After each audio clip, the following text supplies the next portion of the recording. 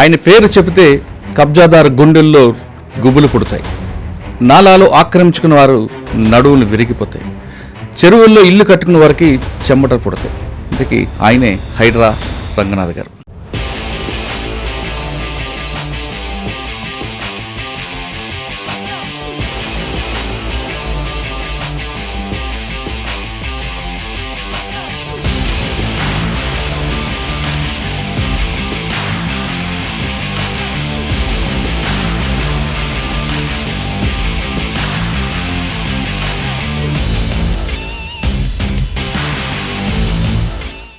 Buffer జోన్లో మీ ఇల్లు ఉందా? ఒకటి అడుగుతాను మురళి, మెడ మీద తల ఉంటుందా, తల మీద మెడ ఉంటుందా?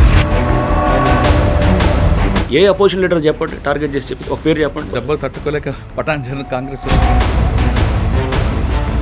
కన్వెన్షన్ ముందు వాళ్ళకి చెప్పారు, నోటీస్ ఇచ్చి కొట్టారండి, లేదంటే డైరెక్ట్గా 405 GHMC యాక్ట్ చాలా స్పష్టంగా చెప్తుంటుంది అనమాట.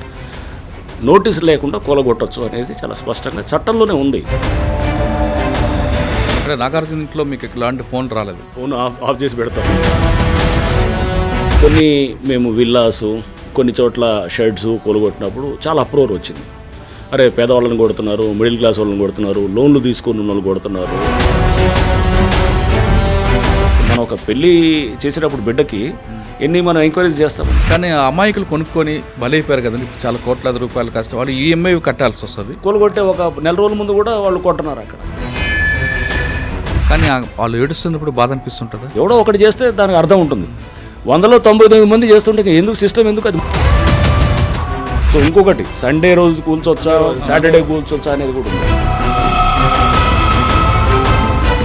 ఎందుకు చేస్తున్నాం ఇదంతా? ఊరినే కూలగొట్టడం ఏమన్నా మాకేమన్నా దాంతో ఆనందం వస్తుందా?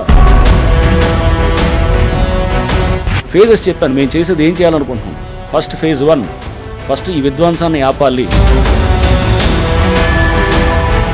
సార్ దుర్గం చెరువులు కూడా ఉంది అంటున్నారు కబ్జా, దాని కిందనే రేవంత్ రెడ్డి గారు అనేది కూడా ఉంది. అది బఫర్ ఉందా, FTL ఉందా అనేది ఇంతవరకు నిర్ధారణ కాలేదు. అక్కడ వేలాది మంది ఇల్లులు ఉన్నాయి. అది 2008 నుంచి నడుస్తున్న ఇష్యూ, అది హైకోర్టు పరిధిలో ఉన్నటువంటి అంశం. సో దాన్ని ఏదో చూపించి ఇదిగో అక్కడ మీరు కూల్చట్లేదు, ఇక్కడ జనాల మీదకి వస్తున్నారండి. నా మీద బఫర్ జోన్ కాంట్రవర్సీ అయినా, రేపు ఎవడు ఏదన్నా, కొంతమంది ప్రతిపక్షాలు హైడ్రా అనేది కేవలం ప్రభుత్వానికి ఒక జేబు సంస్థగా అయిపోయింది, డబ్బులు వచ్చి పడుతున్నాయి. మీరు ఏదో ఊరినే ఒట్టనేసి ఇది ATM సంస్థగా అయింది, ఖజానాలు నింపడానికో లేకపోతే ఎవడో కొంతమంది జేబులు చేయడానికో. జనరల్ అలిగేషన్స్ ఏముంటాయి నేను కూడా చెప్తాను. హైడ్రా 2.0 ఏం చేయబోతుంది? ఈ భయం క్రియేట్ చేయటం కాదు, దాని నుంచి పాజిటివ్ సైడ్ వెళ్తుంది. ఫైనల్గా మా గోల్. సార్ ఇంకా మూసీ ప్రక్షాళన అదొక పెద్ద ప్రాజెక్టు. ఒకటి మురళి, మూసీ ప్రక్షాళన హైడ్రాకి సంబంధం లేదు అసలు. సార్ మీరు హైడ్రా స్టార్ట్ చేసిన తర్వాత చుట్టుపక్కల చెరువులని మొత్తం ప్రక్షాళన చేస్తూ బెంగళూరు వెళ్ళి అక్కడ ఒక లేక్ మ్యాన్ కలవడం, అక్కడ కాన్సెప్ట్ని ఇక్కడ అడాప్ట్ చేయడం అనే ఉద్దేశం. మేము బెంగళూరుకి వెళ్తే కూడా కొంతమంది కామెంట్ చేశారు, అది లేదు బెంగళూరు ఏంది, అది పనికిమాల సిటీ. అది కాకినాడలో మీరు పనిచేశారు, అప్పటి నుంచి నడుస్తుంది సార్ స్మగ్లింగ్ అనేది. పవన్ కళ్యాణ్ గారు చూసిందంటూ రైస్ అదేదో షిప్ వెళ్తుంటే కూడా దాన్ని సీజ్ చేయమని చెప్పారు. సో అంటే పెద్ద ఎత్తున స్మగ్లింగ్ అనేది అక్కడ జరుగుతున్నప్పుడు అక్కడ నెట్వర్క్ ఏం చేస్తున్నారు అక్కడ? Welcome to I dream. ఆయన పేరు చెబితే కబ్జాదారు గుండెల్లో గుబులు పుడతాయి, నాలాలు ఆక్రమించుకున్న వారు నడువులు విరిగిపోతాయి, చెరువుల్లో ఇల్లు కట్టుకున్న వారికి చెమటలు పుడతాయి. ఇక కబ్జాదార కోరల నుంచి బయటపడే చెరువులు నిండు కుండల్లా కలకల్లాడతాయి, పార్కుల్లో పువ్వులు చక్కగా డ్యాన్సులు వేస్తుంటాయి. ఇంతకీ ఆయనే హైడ్రా రంగనాథ్ గారు. తను పనిచేస్తున్న పోస్టుని ఇంటి పేరుగా మార్చుకున్న వ్యక్తి హైడ్రా రంగనాథ్ గారు, అలియాస్ AB రంగనాథ్ గారు, IPS కమిషనర్ హైడ్రా. రంగనాథ్ గారు ఎక్కడ పనిచేసినా ఒక స్పెషల్ మార్క్ ఉంటుంది. ఆయన తూర్పుగోదావరి జిల్లాలో పనిచేస్తున్నప్పుడు ఒక మార్క్ ఉంటుంది, అదేవిధంగా బలిమలలో ఒక ఇష్యూ ఉంటుంది, విజయవాడ వచ్చేసరికి అయోషా మీరా కేసు, అదేవిధంగా నల్లగొండలో తీసుకుంటే ప్రణీత్ కేసు, ఇలాగ ఆయన ఖమ్మంలో తీసుకున్న ఒక కేసు ఉంటుంది, వరంగల్లో ఒక కేసు ఉంటుంది. ఎక్కడైనా సరే ఆయన ఖచ్చితంగా రూల్ ఆఫ్ లా పాటించడం నెంబర్ 1. అందుకే ప్రభుత్వం కూడా ఆయనకి హైడ్రా అనే ఒక సంస్థకి కమిషనర్గా చేసింది. ఇక హైడ్రా తీసుకుంటే అందరికీ తెలిసింది కేవలం కూలగొట్టడం వరకే కాదు, హైడ్రా 2 అనేది స్టార్ట్ అవుతుంది. దానివల్ల ప్రజలకి ఎలాంటి ఉపయోగాలు ఉంటాయి? కేవలం హైడ్రాలో నాగార్జున ఇల్లు ఒకటే కాకుండా ఎవరు ఇల్లు కొట్టారు, మిగతా వాళ్ళ జోలికి ఎందుకు పోవడం లేదు, హైడ్రా అన్నది చెరువుల్లో ఇల్లు కట్టిన వాళ్ళకైనా లేదు సామాన్యుడికి ఇల్లు కూలి కొట్టడమేనా అనే విషయాల్ని సార్ నాడు తెలుసుకుందాం. సార్ నమస్తే అండి. నమస్తే మురళి. రంగనాథ్ రేవి రంగనాథ్ గారు హైడ్రా రంగనాథ్ అయిపోయారు మీరు. బహుశా నాకు తెలిసి పోస్టుల్లో ఇంటి పేరు మార్చుకుంది మీరు ఒకరు, తర్వాత జేడి లక్ష్మణ గారు అనుకుంటా. ఆయన కూడా అదే కదా, వివి లక్ష్మణ గారు, జేడి లక్ష్మణ గారు, ఏబి రంగనాథ్ గారు హైడ్రా రంగనాథ్ అయిపోయారు. అవును, మీరు చూస్తే నన్ను అందరు కూడా ఇప్పుడు హైడ్రా రంగనాథ్ గారు. అండ్ మా ఇల్లు కూడా గూగుల్లో మార్క్ చేస్తే అది హైడ్రా కమిషనర్ అని ఉంటుంది అనమాట. ఇల్లు కూడా నేను మామూలుగా మన సరదాగా గూగుల్లో చెక్ చేస్తాను. అంటే చాలా రేర్గా వస్తాయి సార్ పోస్టులో ఇంట్లో పేరు రావడం, ఇంటి పేరు మార్చుకుని చాలా రేర్. అంటే ఇది మీకు మీరుగా క్రియేట్ చేస్తుంది కాదు, పబ్లిక్ నుంచి వచ్చిన పేరు కాబట్టి మీరు క్యారీ చేయాల్సింది. అది డెఫినెట్గా నేను I take it as an ఒక మంచి ఆపర్చునిటీ అండ్ అదృష్టంగా భావిస్తాను. Right sir. ప్రభుత్వం ఇటువంటి ఒక ఇన్స్టిట్యూషన్ని ఫ్లోట్ చేయడం ఫస్ట్ ఆఫ్ ఇట్స్ కైండ్ కంట్రీలో. అంటే ఇట్లాంటి ఇన్స్టిట్యూషన్ ఇంతకుముందు ఎప్పుడు లేదు. అంటే ఒక రకంగా మున్సిపల్ అడ్మినిస్ట్రేషన్ మీద ఒక ఎన్ఫోర్స్మెంట్ వింగ్ లాగా ఇది పనిచేస్తూ ఎన్వైరన్మెంటల్ కన్సర్న్స్ని దాని మీద దృష్టి పెడుతూ అండ్ పబ్లిక్ అసెట్స్ని కాపాడుతూ ప్రభుత్వ స్థలాలు, పార్క్ స్థలాలు, రోడ్లు, నాలాలు, చెరువులు, ఇంకా వాట్ నాట్, ఇది ఓపెన్ స్పేసెస్ ఇన్ లేఅవుట్స్ ఇవన్నీ కాపాడుతూ డిజాస్టర్ రెస్పాన్స్ని తీసుకుంటూ ఇంకా దీంతో పాటు ఇతర లైక్ వేరే ఫైర్ ఎన్ఓసీలు, అడ్వర్టైజ్మెంట్స్, ఇట్లా రకరకాల ఫంక్షన్స్ కూడా అన్నీ ఇస్తూ ఒక ఆర్గనైజేషన్ని ఫ్లోట్ చేయటం. దానికి GOMS 99 ద్వారా జూలైలో ఒక ఇన్స్టిట్యూషన్ కాన్స్టిట్యూట్ చేస్తూ ఫస్ట్ కమిషనర్గా నన్ను అపాయింట్ చేయటం. Definitely I see it as నాకు ఒక మంచి ఆపర్చునిటీ. అంటే హైదరాబాద్ని భవిష్యత్తుని డెఫినెట్గా హైడ్రా అనేది చాలా చేంజెస్ చేయడానికి ఆస్కారం ఉన్నటువంటి ఇదనమాట. అంటే ఈ పోస్ట్ కానివ్వండి ఇదనేది. సార్ హైడ్రా పెట్టిన తర్వాత మీరు ఫస్ట్ మాకు ఇంటర్వ్యూ ఇచ్చినప్పుడు చెప్పారు హైడ్రా వస్తుంది, నెక్స్ట్ హైదరాబాద్ రూపురేఖలు మారిపోతాయని. అంటే అలాగే మీరు ఫస్ట్ ఆపరేషన్ స్టార్ట్ చేయడమే నాగార్జున కన్వెన్షన్ దగ్గర నుండి, అంటే ఎక్కడెక్కడ FTLలో కానీ బఫర్ జోన్లో కానీ కొట్టుకొచ్చారు. అంటే కొంతకాలం వరకు ఏమైందంటే హైడ్రా అనేది కేవలం కూల్చివేతలు మాత్రమే అనేది ఒక సీన్ క్రియేట్ అయింది. సిటీ సరౌండింగ్ అంతా కూడా తీసుకొచ్చారు. కానీ ఒక మతానికి సంబంధించిన కొన్ని విషయాల్లో కొంచెం వెనకంజ వేశారని అటువంటి ఆరోపణలు ఒకటి ఉన్నాయి. రెండు, హైడ్రా కూల్చివేతల్లో ఒక పార్టీకి కానీ లేదా ప్రతిపక్ష పార్టీలకి మాత్రమే టార్గెట్ చేశారు అనేది ఒక విమర్శ ఉంది. అంటే మీరు లక్ష్యం అనేది కేవలం కూల్చివేతలైనా లేదా భవిష్యత్తులో ప్రజలకి మంచి జరగాలనే ఉద్దేశంతో చేస్తున్నారని ఒకటి ప్రశ్నకు సమాధానం చెప్పే ముందు ఇప్పుడు కొంత స్లో అయినట్లుగా హైడ్రా అనేది ఒకటి కనిపిస్తుంది. ఈ 4 ప్రశ్నలకు సమాధానం చెప్పే ముందు హైడ్రా కమిషనర్ గారే బఫర్ జోన్ ఉన్నారని ఇటీవల కాలంలో ఒక వార్త వస్తుంది. నాకు తెలిసి ఆ కృష్ణకాంత్ పార్క్ దగ్గర మీ నాన్నగారి ఇల్లు దాదాపు 15-20 సంవత్సరాల కింద కట్టిన ఇల్లు. అది ఈ మధ్యన మీరు కట్టుకున్న 44 సంవత్సరాలు మా నాన్నగారి ఇంట్లో నేను ఉంటున్నారు ఎప్పటి నుంచో. కానీ ఇప్పుడు దాన్ని తీసుకొచ్చి దీనికి లింక్ కలిపారు. అసలు బఫర్ జోన్ ఏంటి, FTL అంటే ఏంటి విషయంతో పాటు అందరూ చేస్తున్నట్లుగా బఫర్ జోన్లో మీ ఇల్లు ఉందా? రైట్. ఒకటి అడుగుతాను మురళి, మెడ మీద తల ఉంటుందా, తల మీద మెడ ఉంటుందా? మెడ మీద తల ఉంటుంది సార్. మెడ మీద తల ఉంటుంది కదా, అది అందరూ యాక్సెప్టెడే కదా. 100% రైట్. మనం దాన్ని అంటే అది లాజిక్ ఆర్ యాక్సెప్టెడ్ నార్మ్. అవును, మెడ మీద తల ఉంటుంది, తల మీద మెడ ఉండదు కదా. సో ఒక చెరువు అనేది అసలు ఫస్ట్ చెరువు ఎలా ఫామ్ అవుతుంది అనేది మనం తీసుకోవాలి. ట్యాంక్ ఫార్మేషన్ అని అంటాం. చెరువు అనే దాన్ని ఫామ్ చేయాలంటే ఏం చేస్తారు, ఒక కట్ట కడతారు, ఆనకట్ట కడతారు. చెరువు నీళ్లు పైనుంచి అదేంత దాని ఎగువ ప్రాంతంలో ఉన్న నీరు ఎంత వచ్చేసి చెరువులో ఆగుతాయి, ఆ కట్ట ఆపుతుంది అంతా. దాని చుట్టుపక్కల ప్రాంతాలన్నీ కూడా మునుగుతుంటాయి అన్నమాట. దాంతో ఆ చుట్టుపక్కల ప్రాంతాల్లో ముంపుకి అయినప్పుడు అంటే దాని చెరువుని దాని ఎక్స్పాండ్ ఏరియా అంటే లేక్ ఎక్కడ దాకా దాన్ని ఎక్స్పాండ్ అవుతుంది అనేది దాన్నే FTL అంటారు అన్నమాట. అంటే ఒక చెరువు ఫుల్ ట్యాంక్ లెవెల్ అంటే చెరువు దాన్ని పూర్తిగా నిండిందంటే వెయిర్ అంటారు. మనం ఇప్పుడు అలుగు అంటాం కదా, అలుగు ఆ వెయిర్ హైట్ బట్టి నిండుతుంది అనమాట. వెయిర్ హైట్ దాటిందనుకో, ఇప్పుడు గ్లాసులో నీళ్లు పోస్తే బ్రిమ్ అంటాం, ఆ పైన అంచు ఉండేదాన్ని బ్రిమ్ అంటాం. దాని అంచు దాటిన తర్వాత కింద పారిపోతుంది నీళ్ళు, అంతే కదా. అలుగు కూడా అంతే అనమాట. అలుగు దాటిందంటే అలుగు పారుతుంది న్యాచురల్. సో అంటే అలుగు దాకా ఏదైతే నీళ్లు నిల్వ ఉంటాయో దాన్ని FTL అని అంటాం. అది ఎక్కడ ఉంటుంది, చెరువు వెనకాల అంటే చెరువు దిగువ భాగంలో ఉంటుంది అనమాట. ఎగువ భాగం, చెరువు పైనుంచి వచ్చే నీళ్లు చెరువు కట్ట అయినప్పుడు ఆ పైన ఉన్నటువంటి ప్రాంతం అంతా కూడా మనకి నిండుతుంది అనమాట, నిండి ఉంటుంది. అంతేగాని చెరువు దిగువ భాగంలో ఉండదు కదా. చెరువు కట్ట ఉంటుంది, కట్ట కింద ఎట్లా ఉంటుంది, కట్ట తెగితేనే కిందకు వస్తాయి నీళ్లు. కట్ట తెగిందంటే అది పెద్ద డ్యామేజ్ అనమాట, డేంజర్ అది.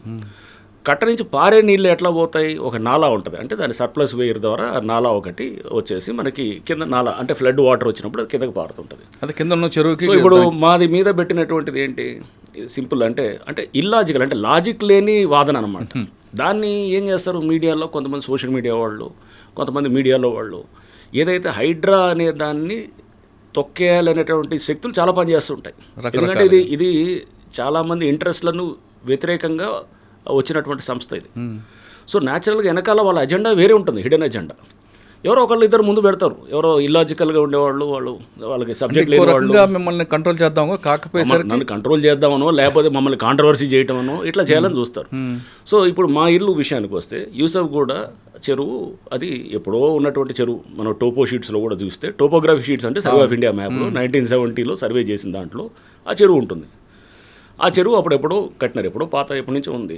తర్వాత దాన్ని మెల్లిగా 2003-2004 చంద్రబాబు నాయుడు గారు ఉన్నప్పుడు దాన్ని, తర్వాత అప్పుడు తీగల కృష్ణారెడ్డి గారు ఆ టైంలో దాన్ని పార్క్ లాగా తయారు చేశారు. అది కబ్జా అవుతుందనో ఏదో రకరకాల దీంతో కాపాడుకునే ప్రయత్నంతో అప్పుడు ఉన్నటువంటి ప్రభుత్వం అలా చేశారనమాట. ఫైన్, బాగానే ఉంది. చెరువు కాపాడుతున్న క్రమంలో దాన్ని పార్క్ కింద చేశారు. దాన్ని కృష్ణకాంత్ పార్క్ అని కూడా పెట్టారు. పెట్టి దానికి అది దాని కింద బఫర్ జోను అనేది ఉత్పన్నమే కాదు అసలు. బఫర్ జోన్ ఎఫ్టీఎల్ అనేది చెరువు కట్ట కింద దిగువ భాగంలో ఉండదు. నేను అదే అంటుంది, మెడ మీద తల ఉంటుందా, తల మీద మెడ ఉండదు అంటే చెరువు కట్ట కింద ఉండదు ఎఫ్టీఎల్ బఫర్, చెరువు కట్ట పైనే ఉంటుంది. బఫర్ జోన్ అంటే ఇప్పుడు ఎఫ్టీఎల్ నుంచి ఒక 30 మీటర్లు చెరువు విస్తీర్ణం బట్టి దానికి 30 మీటర్స్ అంటే ఒక ఏది ఇంత ఉండాలి, 30 మీటర్స్ దాకా బఫర్ జోన్ ఉంటుంది. 30 meters 10 meters depending on the area of the చెరువు అనమాట. చెరువు విస్తీర్ణం బట్టి పెద్ద చెరువు అయితే దానికి ఎక్కువ ఉంటుంది. 30 మీటర్స్ కృష్ణకాంత్ పార్క్ పైన బోరబండ అటువైపు అటు ఉంటుంది, ఎగ్జాక్ట్లీ పైకి ఉంటుంది అనమాట. ఉండేది కిందకు ఉంటుంది. మధురనగర్ అంతా చెరువుకి కింద దిగువ ప్రాంతంలో ఉంటుంది. ఆ నాలా కూడా మా ఇంటికి 100 మీటర్ల దూరంలో ఉంటుంది. నాలా నుంచి ఎంత ఉంటుంది, ఆ నాలా విడ్త్ బట్టి ఇది 10 మీటర్సా 2 మీటర్సా విడ్త్ ఉంటుంది. మాక్సిమం 10 మీటర్స్ అంతే. మాది 100 మీటర్ల పైన ఉంటుంది. ఆ నాలా కూడా ఇప్పుడు అది కింద దాన్ని మొత్తం అండర్ గ్రౌండ్ కవర్ చేసేసి వెళ్ళిపోయింది. అంటే ఏదో కాంట్రవర్సీ కోసం ఒకటి చేసి ఏదో ఒకటి బురదేద్దామని ఆ టోపో షీట్స్ పెట్టుకొని తిరుగుతున్నాడు అతను. ఎవరు చూస్తున్నాం, అతను దీని గురించి మాట్లాడుతున్నట్టు అంటే ఎవరు అతను లీడర్ ఎవరు ఉన్నారు మాట్లాడుతూ ఆ టోపో షీట్స్ అంటే అతనికి టోపోగ్రఫీ షీట్స్ కూడా చూసేటటువంటి మినిమం నాలెడ్జ్ లేదని అనిపించింది అనమాట. అంటే ఎక్కువ ఎగువ భాగం ఏది, దిగువ భాగం ఎక్కడ వస్తుంది, సో దాని నాలాస్ ఎట్లా ఉంటాయి, అంటే ఆ మినిమం లాజిక్ లేకుండా చేసేవాళ్ళని కొంతమంది సోషల్ మీడియా మోస్తుంటారు అన్నమాట. కూడా మీకు ఏదో రకంగా డిస్టర్బ్ చేయాలని తప్ప అట్లా ఇట్లాంటివన్నీ నాకు అలవాటు. సార్, ఆ ఇల్లు కూడా నేను చూసా కదండి, ఇప్పుడు 20 సంవత్సరాల క్రితం ఒకసారి వచ్చినప్పుడు అక్కడే ఉన్నారు కదా మీరు. 20 కాదు, మేము 1980లో కట్టింది, మా నాన్నగారు కట్టింది. అప్పటి నుంచి నేను ఇప్పుడు కాదు, నేను చదువుకుందంతా అక్కడే, చిన్నప్పటి నుంచి కూడా అక్కడే. మీ నాన్నగారు కూడా సివిల్ డిపార్ట్మెంట్ సివిల్స్ కాబట్టి ఆయన కలెక్టర్గా చేశారు కాబట్టి అంత గుడ్డుగా తీసుకోరు కదండి. అసలు గుడ్డి కాదు, అసలు అది వదిలేయండి. ఫస్ట్ కింద ఉండేది దానికి అక్కడ వేల ఇల్లులు ఉన్నాయి. ఇంకోటి చెరువు కింద ఏముంటుందంటే ఒక్క కట్ట కింద ఒక 10 మీటర్ల దాకా ఖాళీగా పెట్టాలన్నమాట. అంటే రోడ్ లాగా వేస్తారు. చెరువు కట్ట ఏమన్నా తెగినప్పుడు కానీ రిపేర్ చేయడానికి లారీ తిరగటానికో బండి తిరగటానికో పెడతారు. ఆ 10 మీటర్లే తప్ప ఇక చెరువు దిగువన ఎక్కడ కూడా ఏదైనా కట్టవచ్చు అనమాట. సో మాది అక్కడి నుంచి దాదాపు బై రోడ్ వస్తే కనుక 1 కిలోమీటర్ ఉంటుంది. ఆయన గురించి వదిలేండి సార్, ఆ టాపిక్ గురించి మనకు అంటే అనేది వాళ్ళు అంటే దాంట్లో చూస్తే టోపో షీట్స్ పట్టుకొని చూపిస్తూ ఇది సర్వే మా దగ్గర మ్యాప్లు ఉన్నాయి, 100 సంవత్సరం మ్యాప్లు ఉన్నాయి అంటే మ్యాప్ స్టడీ చేయటం అనేది తెలియకపోతే, ఒక కాంటూర్ అంటే ఏంటో తెలియదు, ఒక సర్ప్లస్ వేర్ అంటే ఏంటో తెలియదు, ఒక చెరువుకి ఎక్కడ ఉంటుంది ఎఫ్టీఎల్ అని తెలియనప్పుడు ఇట్లాంటి ఇల్లాజికల్ డిస్కషన్స్ వస్తుంటాయి. సార్, ఇల్లాజికల్ మీరే అన్నారు, ఆయన గురించి మనం మాట్లాడడం కూడా టైం వేస్ట్. అంటే మనకి మెయిన్ టాస్క్ అంతా కూడా గవర్నమెంట్ మీ భుజం మీద పెట్టిందండి. హైడ్రా అనేది పెట్టడం ఉద్దేశం ఏంటంటే ఇకపై హైదరాబాద్ మునిగిపోవడం కానీ, మనం చూస్తున్న వేరే స్టేట్లో జరుగుతున్న సంఘటనలు జరగకుండా భవిష్యత్తులో ఉన్న వాళ్ళకి మంచి చేయాలని. కరెక్టే సార్. కానీ ఇందులో మీకు ఫస్ట్ ఇంటర్లో కూడా అడిగా, మీకు దీంట్లో చాలా ప్రెజర్స్ ఉంటాయి. మీకు మామూలు ప్రెజర్స్, ఎందుకంటే చాలా పెద్ద పెద్దలు ఉంటారు, కింద వాళ్ళు ముందు పెట్టి పైన వాళ్ళు నడిపిస్తుంటారు. ఇన్ని రకాల ప్రెజర్స్ కనపడేదే ఇది కాదు. పైన ఎవడో పబ్లిక్ ముందు ఏడుస్తూ బాధపడుతూ ఉంటే కనుక దాని వెనకాల స్కీమింగ్ అర్థం చేసుకోవాలి. దాని వెనకాల వేరే శక్తులు పనిచేస్తుంటాయి. ఎందుకంటే ఇదంతా ఆ లాబీ, ల్యాండ్ గ్రాబింగ్ లాబీని చెక్ చేసేటువంటి సంస్థ ఇది. చేసినప్పుడు వాళ్ళు బయటికి రకరకాలుగా చూపిస్తారు. ఇప్పుడు ఇది ఈ బఫర్ కాంట్రవర్సీ లాంటిదో లేకపోతే ఎవరో కొంతమందిని పెట్టేసి ఇష్యూని తీసుకేస్తూ, ఎందుకంటే డైరెక్ట్గా చేయరు ఎప్పుడు కూడా వాళ్ళు డైరెక్ట్గా, ఎందుకంటే వాళ్ళు తప్పులో ఉంటారని వాళ్ళకి తెలుసు.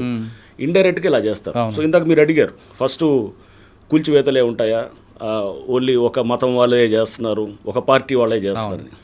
సో దీని మీద మీరు చూస్తే కనుక మేము జూలైలో ఇది హైడ్రా ఫామ్ అయింది. ఫస్ట్ కమిషనర్గా జూలై ఎండింగ్లో వచ్చింది.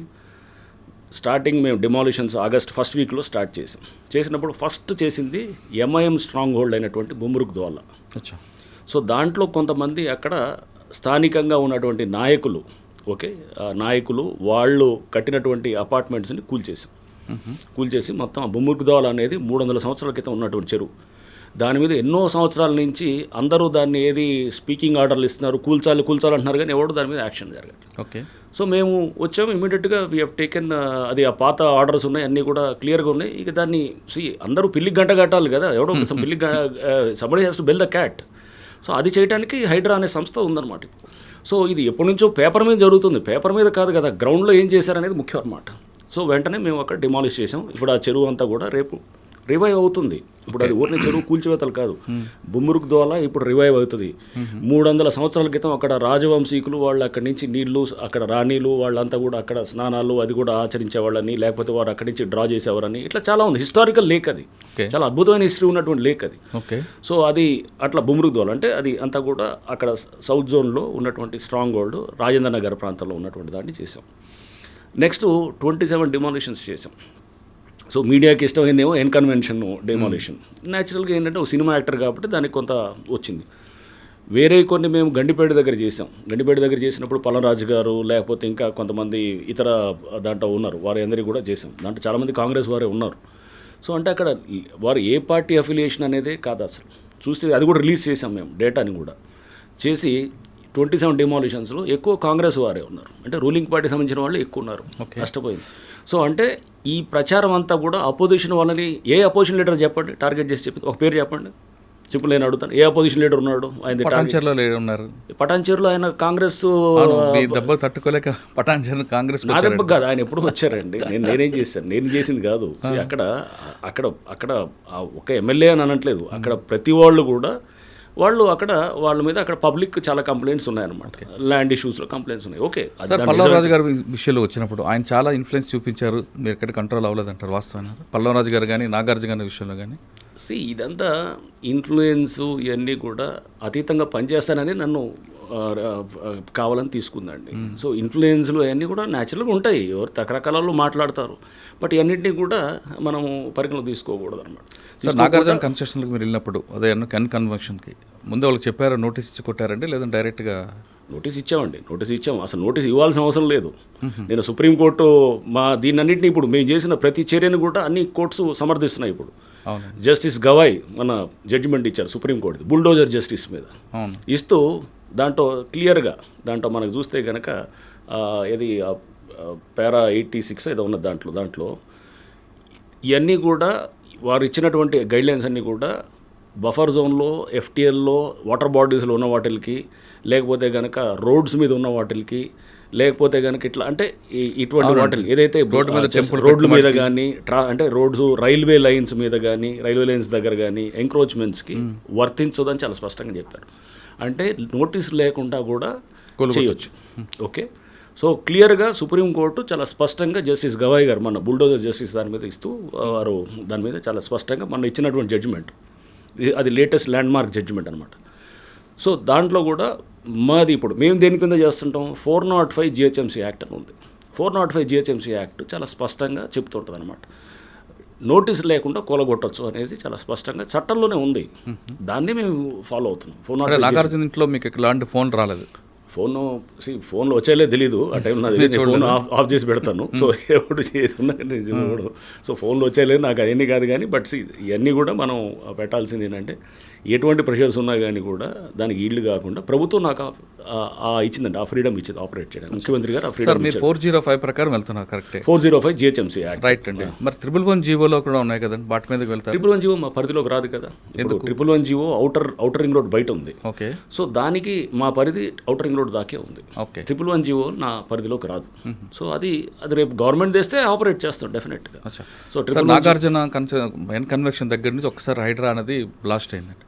తర్వాత మీరు అక్కడతో ఆగిపోకుండా ఇటు నిజాంపేట్, బోచపల్లి, పటాన్చెరు అన్ని ప్రాంతాలు సిటీ సరౌండింగ్. దీంట్లో కూడా మీరు చూస్తే కనుక కొన్ని మేము విల్లాసు, కొన్ని చోట్ల షెడ్స్ కూలగొట్టినప్పుడు చాలా అప్రోర్ వచ్చింది. అరే పేదవాళ్ళని కొడుతున్నారు, మిడిల్ క్లాస్ వాళ్ళని కొడుతున్నారు, లోన్లు తీసుకొని ఉన్న వాళ్ళు కొడుతున్నారు, వాళ్ళందరినీ వాళ్ళ డెమాలిష్ చేస్తున్నారు అనేది. ఒకటండి, ల్యాండ్ గ్రాబింగ్ ఏ పద్ధతిలో జరుగుతుంది మనం చూసాం. నేను ఖమ్మంలో పనిచేశాను. ఖమ్మంలో ఎలా ఉండేది, వెళ్ళి పెద్ద ఎత్తున గుడిసెలు వేస్తారు. గుడిసెలు వేసి అది పేదవాళ్ళ కోసం అని చెబుతారు. దాని వెనకాల ఎవరు ఎజెండా ఉంటుంది. వాళ్ళు 100 కోట్లకు ఎదిగిన వాళ్ళు మనకు తెలుసు చాలామంది. సో చాలా ప్రాంతాల్లో కూడా ఇట్లా గుడిసెలతోటి లేకపోతే వెళ్ళి కబ్జాలు చేసి 100 కోట్లు 1000 కోట్లకు ఎదిగిన వాళ్ళు చాలామందిని మనం చూసాం. ఇది కూడా ఇట్లాంటివి ఉంటాయి. ఇవన్నీ కూడా ఏం చేస్తారు, కబ్జా చేసేవాడు అతను పెట్టుకోడు, ఇమ్మీడియట్గా చేతులు మార్చి అమ్మేస్తాడు. అమ్మేసి దాన్ని కబ్జా చేసిన తర్వాత దాన్ని ఇప్పుడు మేము అమీన్పూర్లో చేసామండి. అమీన్పూర్లో అక్కడ కంప్లైంట్స్ ఏంటంటే ఇర్రెస్పెక్టివ్ ఆఫ్ పార్టీ, నేను ఊరినే అక్కడ లోకల్గా ఉన్నటువంటి ఎవరు కాంగ్రెసా, బీజేపీయా, లేకపోతే టీఆర్ఎస్ఆ, లేకపోతే ఇంకా ఎక్సా వై అనట్లేదు.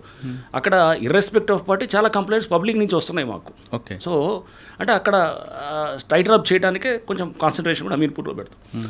సో అమీన్పూర్లో ఫర్ ఇన్స్టెన్స్ అక్కడ చూస్తే కనుక మేము విల్లాస్ డిమాలిష్ చేసాం. ఆ విల్లాస్ ఏమైనాయి, 2 ఏళ్ల క్రితం అక్కడ పర్మిషన్ ఇచ్చినటువంటి పంచాయత్ సెక్రటరీ అతను సస్పెండ్ అయ్యాడు. ఆ పర్మిషన్స్ క్యాన్సిల్ చేయాలని చెప్పి కూడా పెట్టారు. వాళ్ళు హైకోర్టుకి వెళ్ళి వాళ్ళు సరే దాని మీద పర్మిషన్స్ దాని మీద అక్కడ హైకోర్టులో వాట్ ఎవర్ దాని మీద నడిచిన తర్వాత రిజిస్ట్రేషన్స్ దాని మీద కూడా అప్పుడు బంద్ చేశారు. కలెక్టర్ ఆర్డర్ ఇచ్చాడు రిజిస్ట్రేషన్స్ కూడా ఆపేయాలని చెప్పేసి. ఆపేయమంటే కూడా దాని మీద కూడా వాళ్ళు కోర్టుకెళ్ళి రిజిస్ట్రేషన్స్ కంటిన్యూ అయ్యేటట్టు చేశారన్నమాట. సో చేసిన తర్వాత స్టేటస్ కో మెయింటైన్ చేయమన్నారు. స్టేటస్ కో కూడా ఉంది అక్కడ. బట్ వీళ్ళు అమ్ముకుంటూ కన్స్ట్రక్ట్ చేస్తూ అమ్ముతూనే పోతున్నారు అన్నమాట. అప్పుడు తర్వాత అమ్ముకుంటూ పోతూనే ఉన్నారు. చేస్తూ వీళ్ళు జరిగిన దాన్ని ఏంటి అక్కడ మీరు చూస్తే కనుక విలాజ్లో అది ఎప్పుడో 2 years బ్యాక్ అంతా దాని మీద ఇంత కాంట్రవర్సీ అయ్యి అక్కడ లోకల్గా ఉన్న స్థానికంగా కొంతమంది నాయకులు అక్కడ పేర్లు వచ్చాయి. ఎవరో సమ్ మాధవ్ రెడ్డి, ఎవరో అతను చంద్రశేఖర్ అని, ఇట్లా సమ్ ఎవరో ఇంకో కోటేశ్వరరావు అని, ఇట్లా రకరకాల పేర్లు వచ్చాయి అక్కడ. పబ్లిక్ నుంచి వచ్చింది ఇదంతా, మేము పబ్లిక్ వచ్చి చెప్తున్నారు.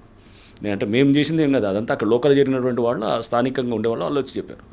సో వాళ్ళు అక్కడ లోకల్ రాజకీయంగా కూడా వాళ్ళు ఇది ఉన్నారు. వాళ్ళ మీద కూడా మేము కంప్లైంట్ ఇచ్చాం పోలీస్ స్టేషన్, అక్కడ స్థానిక పోలీస్ స్టేషన్ కూడా ఇచ్చాం, హైడ్రా నుంచే ఇచ్చాం.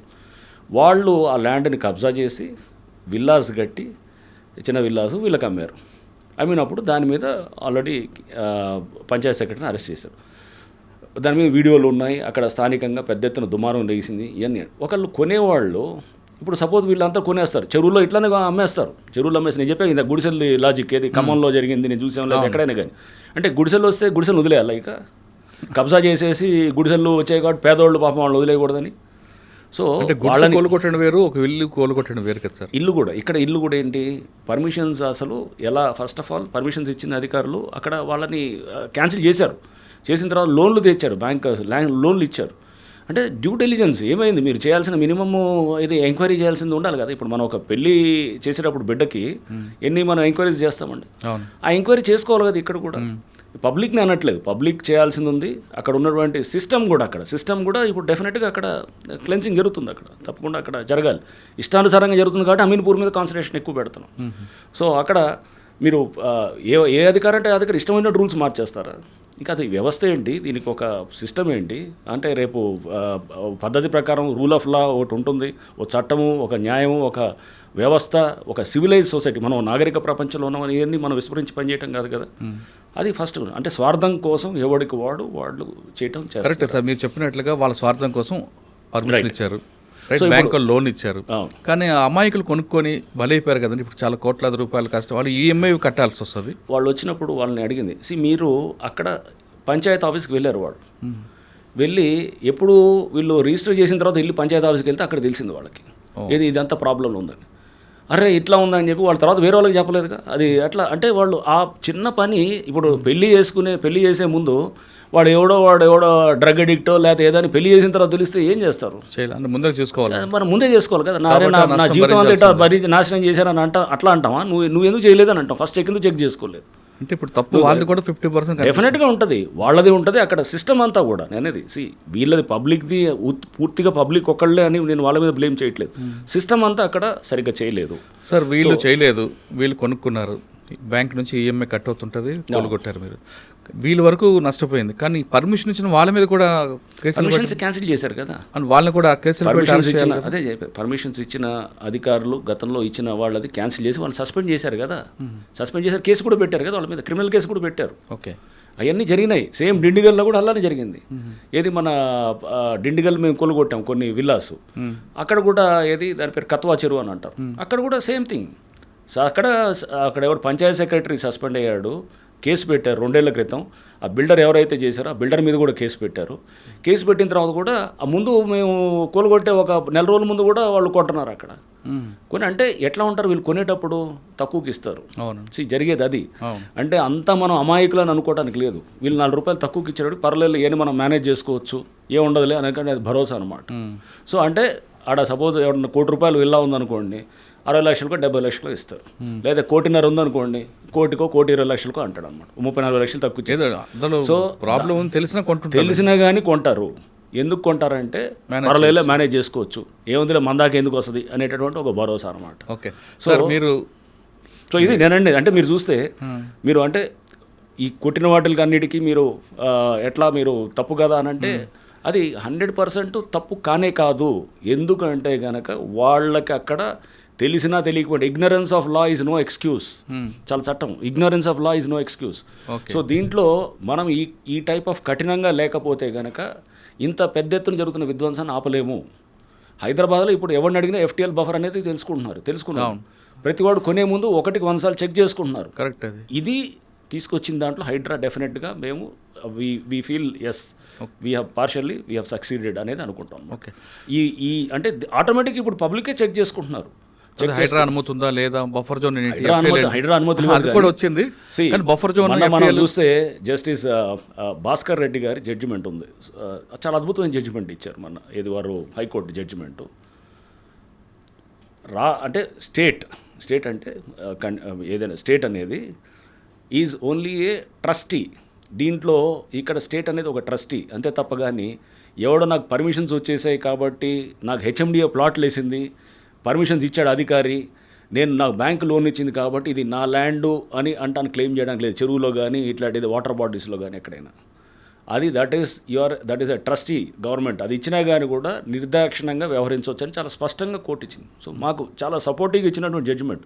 సుప్రీంకోర్టు జస్టిస్ గవాయ్ గారు ఇచ్చిన జడ్జిమెంటు వితౌట్ నోటీస్ అనేది అది. అండ్ జస్టిస్ భాస్కర్ రెడ్డి గారు వారు ఇచ్చినటువంటి జడ్జిమెంటు చాలా క్లియర్గా ఉన్నాయన్నమాట. చాలా లోతుగా అంటే చాలా డెప్త్లో తీసుకొని చేసినటువంటి జడ్జిమెంట్స్గా నేను చూస్తున్నాను. కరెక్టే సార్. మీకు చట్టం ప్రకారం వెళ్తున్నారు, మీరు ఎక్కడ కూడా అన్లాఫ్లోకి వెళ్ళట్లేదు, లా ప్రకారం వెళ్తున్నారు. కానీ వాళ్ళు ఏడుస్తున్నప్పుడు బాధ అనిపిస్తుంటుందా? నేను మొన్న కూడా నేను ఇంజనీర్స్ అందరితో మీటింగ్ అయినప్పుడు కూడా చెప్పాను. కొన్ని చోట్ల మురళి ఎట్లుండాలంటే మనసును చంపుకొని పనిచేయాలనేది నేను మొన్న కూడా చెప్పాను. ఇప్పుడు గంజాయి మనం మీకు తెలుసు, నేను AOB ఏరియాలో రైడ్ చేశాం. మేము ఏది నల్గొండలో ఉన్నప్పుడు వెళ్ళి రైడ్ చేసాం. రైడ్ చేసినప్పుడు అక్కడ ఫైరింగ్ చేసాం. ఫైరింగ్ చేసి అక్కడ లక్షలాది కేజీల గంజాయి దేశవ్యాప్తంగా సరఫరా అవుతుంది. 10,000 కోట్ల మార్కెట్ అది AOB నుంచి. ఒకసారి వెళ్ళి అక్కడ మొత్తం ఫైరింగ్లు చేసి కాస్త హడావడి చేసేటప్పటికి అప్పుడు గతంలో ఉన్న ప్రభుత్వం కూడా వారు కూడా బాగా రియాక్ట్ అయ్యి వారు కూడా చేస్తుంది. అది పరివర్తన ఏదో పెట్టారు, చేసేసి మొత్తం దాన్ని మొత్తం గంజాయిని ఆపరేషన్ పరివర్తన చేసి మొత్తం గంజాయిని అంతా క్లీన్ చేయడం మొదలెట్టారు. సిస్టమ్ అనేది తప్పు చేయాలంటే భయపడాలి. విచ్చలవిడిగా అన్ని గంజాయి అంతా సాగుల్లో ఉంటే కనుక అది వ్యవస్థ ఏంటి అక్కడ? ఇప్పుడు ఎవడంట ఇష్టమైనట్టు అందరూ అనాథరైజ్గా కడుతుంటే వ్యవస్థ ఏంటి అక్కడ? ఎవడో ఒకటి చేస్తే దానికి అర్థం ఉంటుంది. 100లో 99 మంది చేస్తుంటే ఎందుకు సిస్టమ్ ఎందుకు అది మూసేసి మనం మామూలుగా చేయాలన్నమాట. అది గంజాయి అంతా సాగు చేస్తే లీగలైజ్ చేయాలి అక్కడ, అంతేగాని అంటే అక్కడ ఆ గంజాయి దాంట్లో చూసేటప్పుడు మనం ఎలా చూస్తాం, అక్కడ దానివల్ల ఒక 10,000 20,000 మంది ఎఫెక్ట్ అవుతారు. అది ముఖ్యమా? కంట్రీ మొత్తం ఉన్నటువంటి కోట్లాది మంది దానివల్ల బెనిఫిట్ అవుతారు. సెకండ్ వన్ మనం ప్రయారిటీ ఎగ్జాక్ట్లీ. సో అంటే ఇదే బెంథమ్స్ యూటిలిటేరియనిజం అని ఉంటుందన్నమాట. అంటే మనం దీంట్లో ఎవరికి ఎక్కువ లాభం చేసేది ఉంటే దానివైపు మనం మొగ్గు చూపాలని. సో ఇక్కడ కొంతమంది డెఫినెట్గా కొంతమంది ఇంట్రెస్ట్లు పోతాయి, ఎఫెక్ట్ అవుతాయి. ఇక్కడ నష్టపోయిన వాళ్ళు ఉండొచ్చు వాళ్ళు. ఓకే. సో కొంతమంది విల్లాస్ పోయిన వాళ్ళకి కూడా చట్టవిరుద్ధంగానే ఉన్నాయి అన్నీ కూడా, చట్టపరంగా ఏది లేదు. అది మన జస్టిస్ మన భాస్కర్ రెడ్డి గారు చెప్పింది కానివ్వండి, వాళ్ళని వెళ్ళి మీరు కంపెన్సేట్ చేయమని క్లెయిమ్ చేయమనండి మా మీద కోర్టులో రూపాయి రాదు చెప్తున్నారు కదా. ఎందుకంటే లీగల్గా we're on the right side. వెళ్ళి వాళ్ళు ఏమనండి, ఏ కోర్టులో అయినా ఏమనండి, వేసి పైసలు కట్టమనండి, కొలగొట్టిన దానికి రూపాయి కూడా రాదు. Because they are on the wrong side. చట్టపరంగా they are on the wrong side. అయినా కానీ కూడా మమ్మల్ని కొల్చకూడదు ఏం చెప్పంటే కనుక సేమ్ థింగ్. ఇప్పుడు సేమ్ నేను చెప్తున్నా కదా, గంజాయి దగ్గర మీరు చేస్తే కనుక అక్కడ ఎఫెక్ట్ అవుతారేమో. బట్ కంట్రీ వైడ్ అనేది మనకి డెఫినెట్గా దానివల్ల ఇంపాక్ట్ అవుతుంది. దానివల్ల అయింది. కేజీలు మీరు చూస్తే కనుక AOB నుంచి చాలా పెద్ద ఎత్తున తగ్గిపోయింది. అవునండి. అప్పుడు మేము చేసినటువంటి ఆ ఆపరేషన్ తర్వాత గవర్నమెంట్ అక్కడ కూడా చాలా స్పందించారు. అప్పుడు ఉన్నటువంటి జగన్మోహన్ రెడ్డి గారి ప్రభుత్వం కానివ్వండి, లేదా ఇప్పుడు చంద్రబాబు నాయుడు గారి ప్రభుత్వం కూడా వారు కూడా కంటిన్యూ చేస్తున్నారు. అంటే ప్రాజెక్ట్ కూడా పెట్టారు. ఏపీ గవర్నమెంట్ అంతా కూడా పాత గవర్నమెంట్ అయినా కొత్త గవర్నమెంట్ అయినా గంజాయి అనే దాని మీద చాలా ఫోకస్గా పెట్టి చేస్తున్నారు. విచ్ ఈస్ వీ వాంట్, అదే కావాలి కదా. అక్కడి నుంచే సోర్స్ మనకి అంతా వస్తుంది. సో అంటే ఈ అన్నిట్లో కూడా ఇప్పుడు ఈ కొంతమంది ఎఫెక్ట్ అయ్యారంటే కనుక దీంట్లో ఎఫెక్ట్ అయిన వాళ్ళు ఎవరంటే వాళ్ళు తప్పకుండా ఇప్పుడు ఎవడో ఒకటి మీద ఫస్ట్ వేటు పడుతుంది కదా. దానివల్ల అందరికీ ఇది సెన్సిటివ్ లీగల్గా 100% we're on the right side. So ఇంకొకటి సండే రోజు కూల్చొచ్చా, మండే రోజు సాటర్డే కూల్చొచ్చా అనేది కూడా ఉంది. సో అప్పుడు బహుశా హైకోర్టులో కూడా దీని మీద వచ్చింది. బట్ మీకు చెప్పాలని మళ్ళీ అది కూడా హైకోర్టు జడ్జిమెంటే ఉంది, 3 AS's జడ్జిమెంట్ అని చాలా స్పష్టంగా. అది సండే అయినా ఏది సాటర్డే అయినా ఎప్పుడైనా కూల్చొచ్చు, 3 AS's వితౌట్ నోటీస్. సో అది ఉంది. వితౌట్ నోటీస్ కూడా చేయొచ్చు. Without notice 405 GHMC act. And Sunday అయినా సాటర్డే అయినా ఎప్పుడైనా చేయొచ్చు. Only public holidays 3 AS's judgement అనేది ఒక క్లబ్ హౌస్ని డిమాలిష్ చేస్తారు. ఏది ఏలూరు దగ్గర ఉండడం క్లబ్ హౌసెస్ చేసినప్పుడు దాంట్లో అది మొహరం రోజు ఏదో ఉంటుంది అనుకుంటా, అది పండగ రోజు ఏదో అంటే పబ్లిక్ హాలిడే. ఆ రోజు చేసినప్పుడు అది ఆ రోజు సండే కూడా వస్తుంది, సండే అనేది వస్తే 3 AS జడ్జిమెంట్లో డివిజన్ బెంచ్ ఆఫ్ హైకోర్టు చాలా స్పష్టంగా చెప్తారు అనమాట. మీరు సండే అయినా సాటర్డే అయినా ఎప్పుడైనా కూల్చొచ్చు, ఓన్లీ పబ్లిక్ హాలిడే అది సండే రోజు పడ్డా కానీ కూడా మీరు చేయొద్దు అని చెప్తాం. అంటే పబ్లిక్ హాలిడే రోజు కూల్చొద్దు. సపోజ్ గాంధీ జయంతి అది ఉంది, లేదా ఏదో సంక్రాంతి ఉంది, లేకపోతే ఏదో దసరా ఉంది, పబ్లిక్ హాలిడే రోజు చేయొద్దు. పబ్లిక్ హాలిడే సండే రోజు పడ్డా కానీ కూడా చేయొద్దు అని కూడా ఇచ్చారన్నమాట. అంటే క్లారిటీ ఇవ్వడం అన్నమాట. సండే రోజు చేయొచ్చు అనేది కూడా స్పష్టంగా చెప్తాం. అంటే సాటర్డే సండే అప్పుడు అన్నారు మీరు అంతా సెలవుల రోజే చేస్తున్నారు, సెలవులు ఎప్పుడైనా చేయొచ్చు. This is no bar. 3 AS judgement చాలా స్పష్టంగా ఉంది. We follow the procedure, rule of law అనేది ఉంటుంది. నోటీసులు ఇవ్వాల్సిన చోటు నోటీసులు ఇస్తున్నాము. ఇప్పుడు మాకు చాలా బలోపేతం చేశారు. ఇప్పుడు ఏది ప్రభుత్వం నుంచి ఆర్డినెన్స్ ద్వారా మాకు చాలా పవర్స్ ఇచ్చారు. చాలా యాక్ట్స్ ద్వారా కూడా మాకు పవర్స్ వచ్చాయి. మ్యాన్ పవర్ వచ్చాయి, చాలా స్ట్రెంత్. ఇప్పుడు మీరు అంటున్నారు సైలెంట్ అయిపోయిందా అన్నారు. సైలెంట్ ఏం కాదు. ఇవన్నీ కూడా ఒక స్ట్రాటజికల్గా వీఆర్ దాన్ని బిల్డ్ చేస్తున్నాం అనమాట. ఇప్పటికీ డెమాలిషన్స్ అవుతున్నాయి. కానీ మీకు ఏంటంటే నాగార్జున డెమాలిషన్ లాంటిది అయితేనే మీరు అప్పుడు దాన్ని మీడియా విల్ బి హ్యాపీ, అది క్యారీ చేయాలనుకుంటారు. సో వెనకాల చాలా జరుగుతున్నాయి, డెమాలిషన్స్ అవుతూనే ఉన్నాయి. కానీ అది చిన్న చిత్కా అన్ని జరుగుతూనే ఉన్నాయి. సో మీరు అనుకుంటే మేము మీరు ఫస్ట్ గుర్తుపెట్టుకోవాల్సింది అంటే ఆగస్ట్లో వచ్చినప్పుడు ప్రెస్ మీట్ పెట్టాం మేము. పెట్టి నేను పవర్ పాయింట్ ప్రజెంటేషన్ ఇచ్చాను. నేషనల్ రిమోట్ సెన్సింగ్ ఏజెన్సీ డేటాని స్క్రీన్ మీద చూపిస్తూ మీడియా అందరితో కూడా మాట్లాడు. ఆగస్ట్ ఫస్ట్ వీక్ అండి, డిమాలిషన్ కూడా స్టార్ట్ చేయలేదు. చెప్తూ 61% చెరువులు మొత్తం ఆక్రమణ అయినాయి హైదరాబాద్లో, మిగతా ఉంది 39% అని రిమోట్ సెన్సింగ్ దాంతో చెప్తూ ఫేజెస్ చెప్పాను. మేము చేసేది ఏం చేయాలనుకుంటున్నాను. ఫస్ట్ ఫేజ్ 1 ఫస్ట్ ఈ విధ్వంసాన్ని ఆపాలి. ఈ విధ్వంసాన్ని ఎలా ఆపాలంటే కనుక we'll go on demolitions. Next phase 2 ఈ డెమాలిషన్స్ తోటి ఆగిపోతాయి. ఫస్ట్ ఫర్దర్ ఎంక్రోచ్మెంట్స్ ఆగిపోతాయి. అన్నీ కూలగొడదాం అనట్లేదు. డెమాలిషన్ చేయగానే ఆ డిటరెన్స్ తోటి ఎవ్రీథింగ్ విల్ కొంతవరకు అవుతుంది. ఆ తర్వాత ఫర్దర్గా ఏం చేసాం, అధికారుల మీద కేసులు పెట్టాం, డెమాలిషన్స్ చేసినప్పుడు ఇప్పుడు చేయాలంటే 1-2 సార్లు ఆలోచన చేస్తారు. రేపు ఎవడైనా ఇప్పుడు చేసినాడు అనుకోండి, ఇప్పుడు చేస్తే అతను రేపు తప్పకుండా ముందు అతను డెమాలిషన్ అవుతుంది. ఇప్పుడు కూడా అంటే first is demolition, second is రిజ్యునేషన్. అంటే ఎందుకు చేస్తున్నాం ఇదంతా? ఊరిని కూలగొట్టం ఏమన్నా మాకేమన్నా దాంతో ఆనందం వస్తుందా?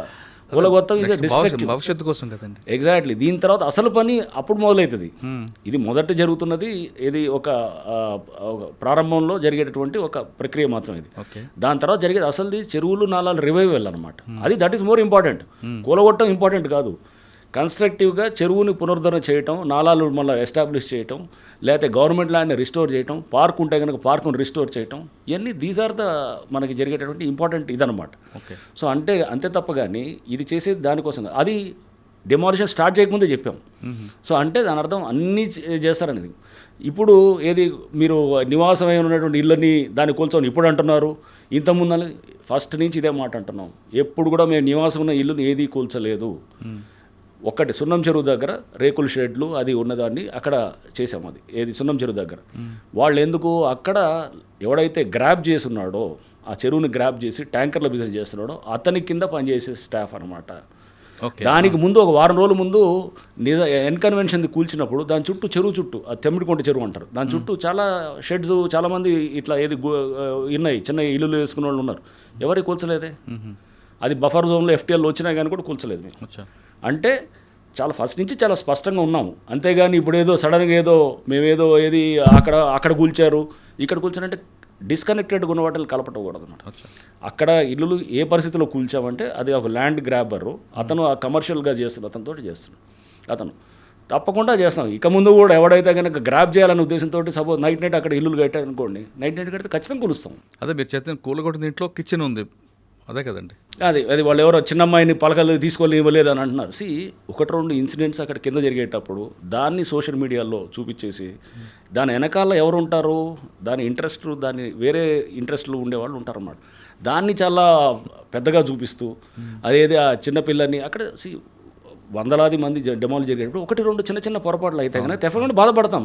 తర్వాత మా వాళ్ళని కోపడ్డాను, అరే పిల్లలకి వాళ్ళకి మీరు వాళ్ళు అక్కడ పలకలు తీయడం లేదా వాళ్ళు వాటర్ అడిగితే కనుక ఎందుకు చేయలేదని చెప్పి కోపడ్డాం. ఒక ఆమె కూడా ఆత్మహత్య చేసుకుంది అనుకుంటా కదా. అసలు మాకు సంబంధం లేదు, అది కూడా మాకు కలిపారు అన్ని ఖాతాల్లో. అంటే ఎవరు ఎక్కడ ఏది జరిగినా కానీ కాశ్మీర్ దాకా మొత్తం మా ఖాతాలో వస్తుంటుంది అనమాట, హైదరాబాద్లో పడుతుంటుంది ఇప్పుడు.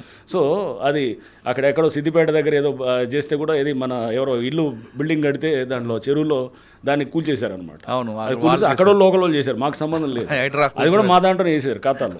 సో ఇప్పుడు ఆమె ఎవరో లేడీ ఎందుకు చనిపోయిందో ఏమో తెలియదు. ఆ కుక్కట్పల్లి పోలీస్ స్టేషన్ పరిధిలో అక్కడ ఎక్కడో చనిపోతే ఆమె ఎక్కడో బఫర్ జోన్ అవతల ఉందంట ఆమె ఇల్లు.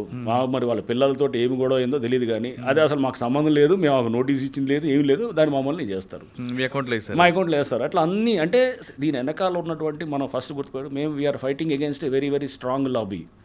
చాలా బలమైన నెక్సస్ ఉన్నటువంటి బలమైన ఇది డీప్లీ ఎంట్రెన్చ్డ్ ఇంట్రెస్ట్ ఉన్న లాబీ మీద ఇది హైడ్రా ఫైట్ చేస్తుంది. సో దీంట్లో చూపించిందంతా కరెక్ట్ కాదు. ఏదంటారు కదా, all that glitters is not gold, బయట కనపడేదంతా ఇది కాదు. సో దీని వెనకాల అజెండా వేరేది ఉంటుంది.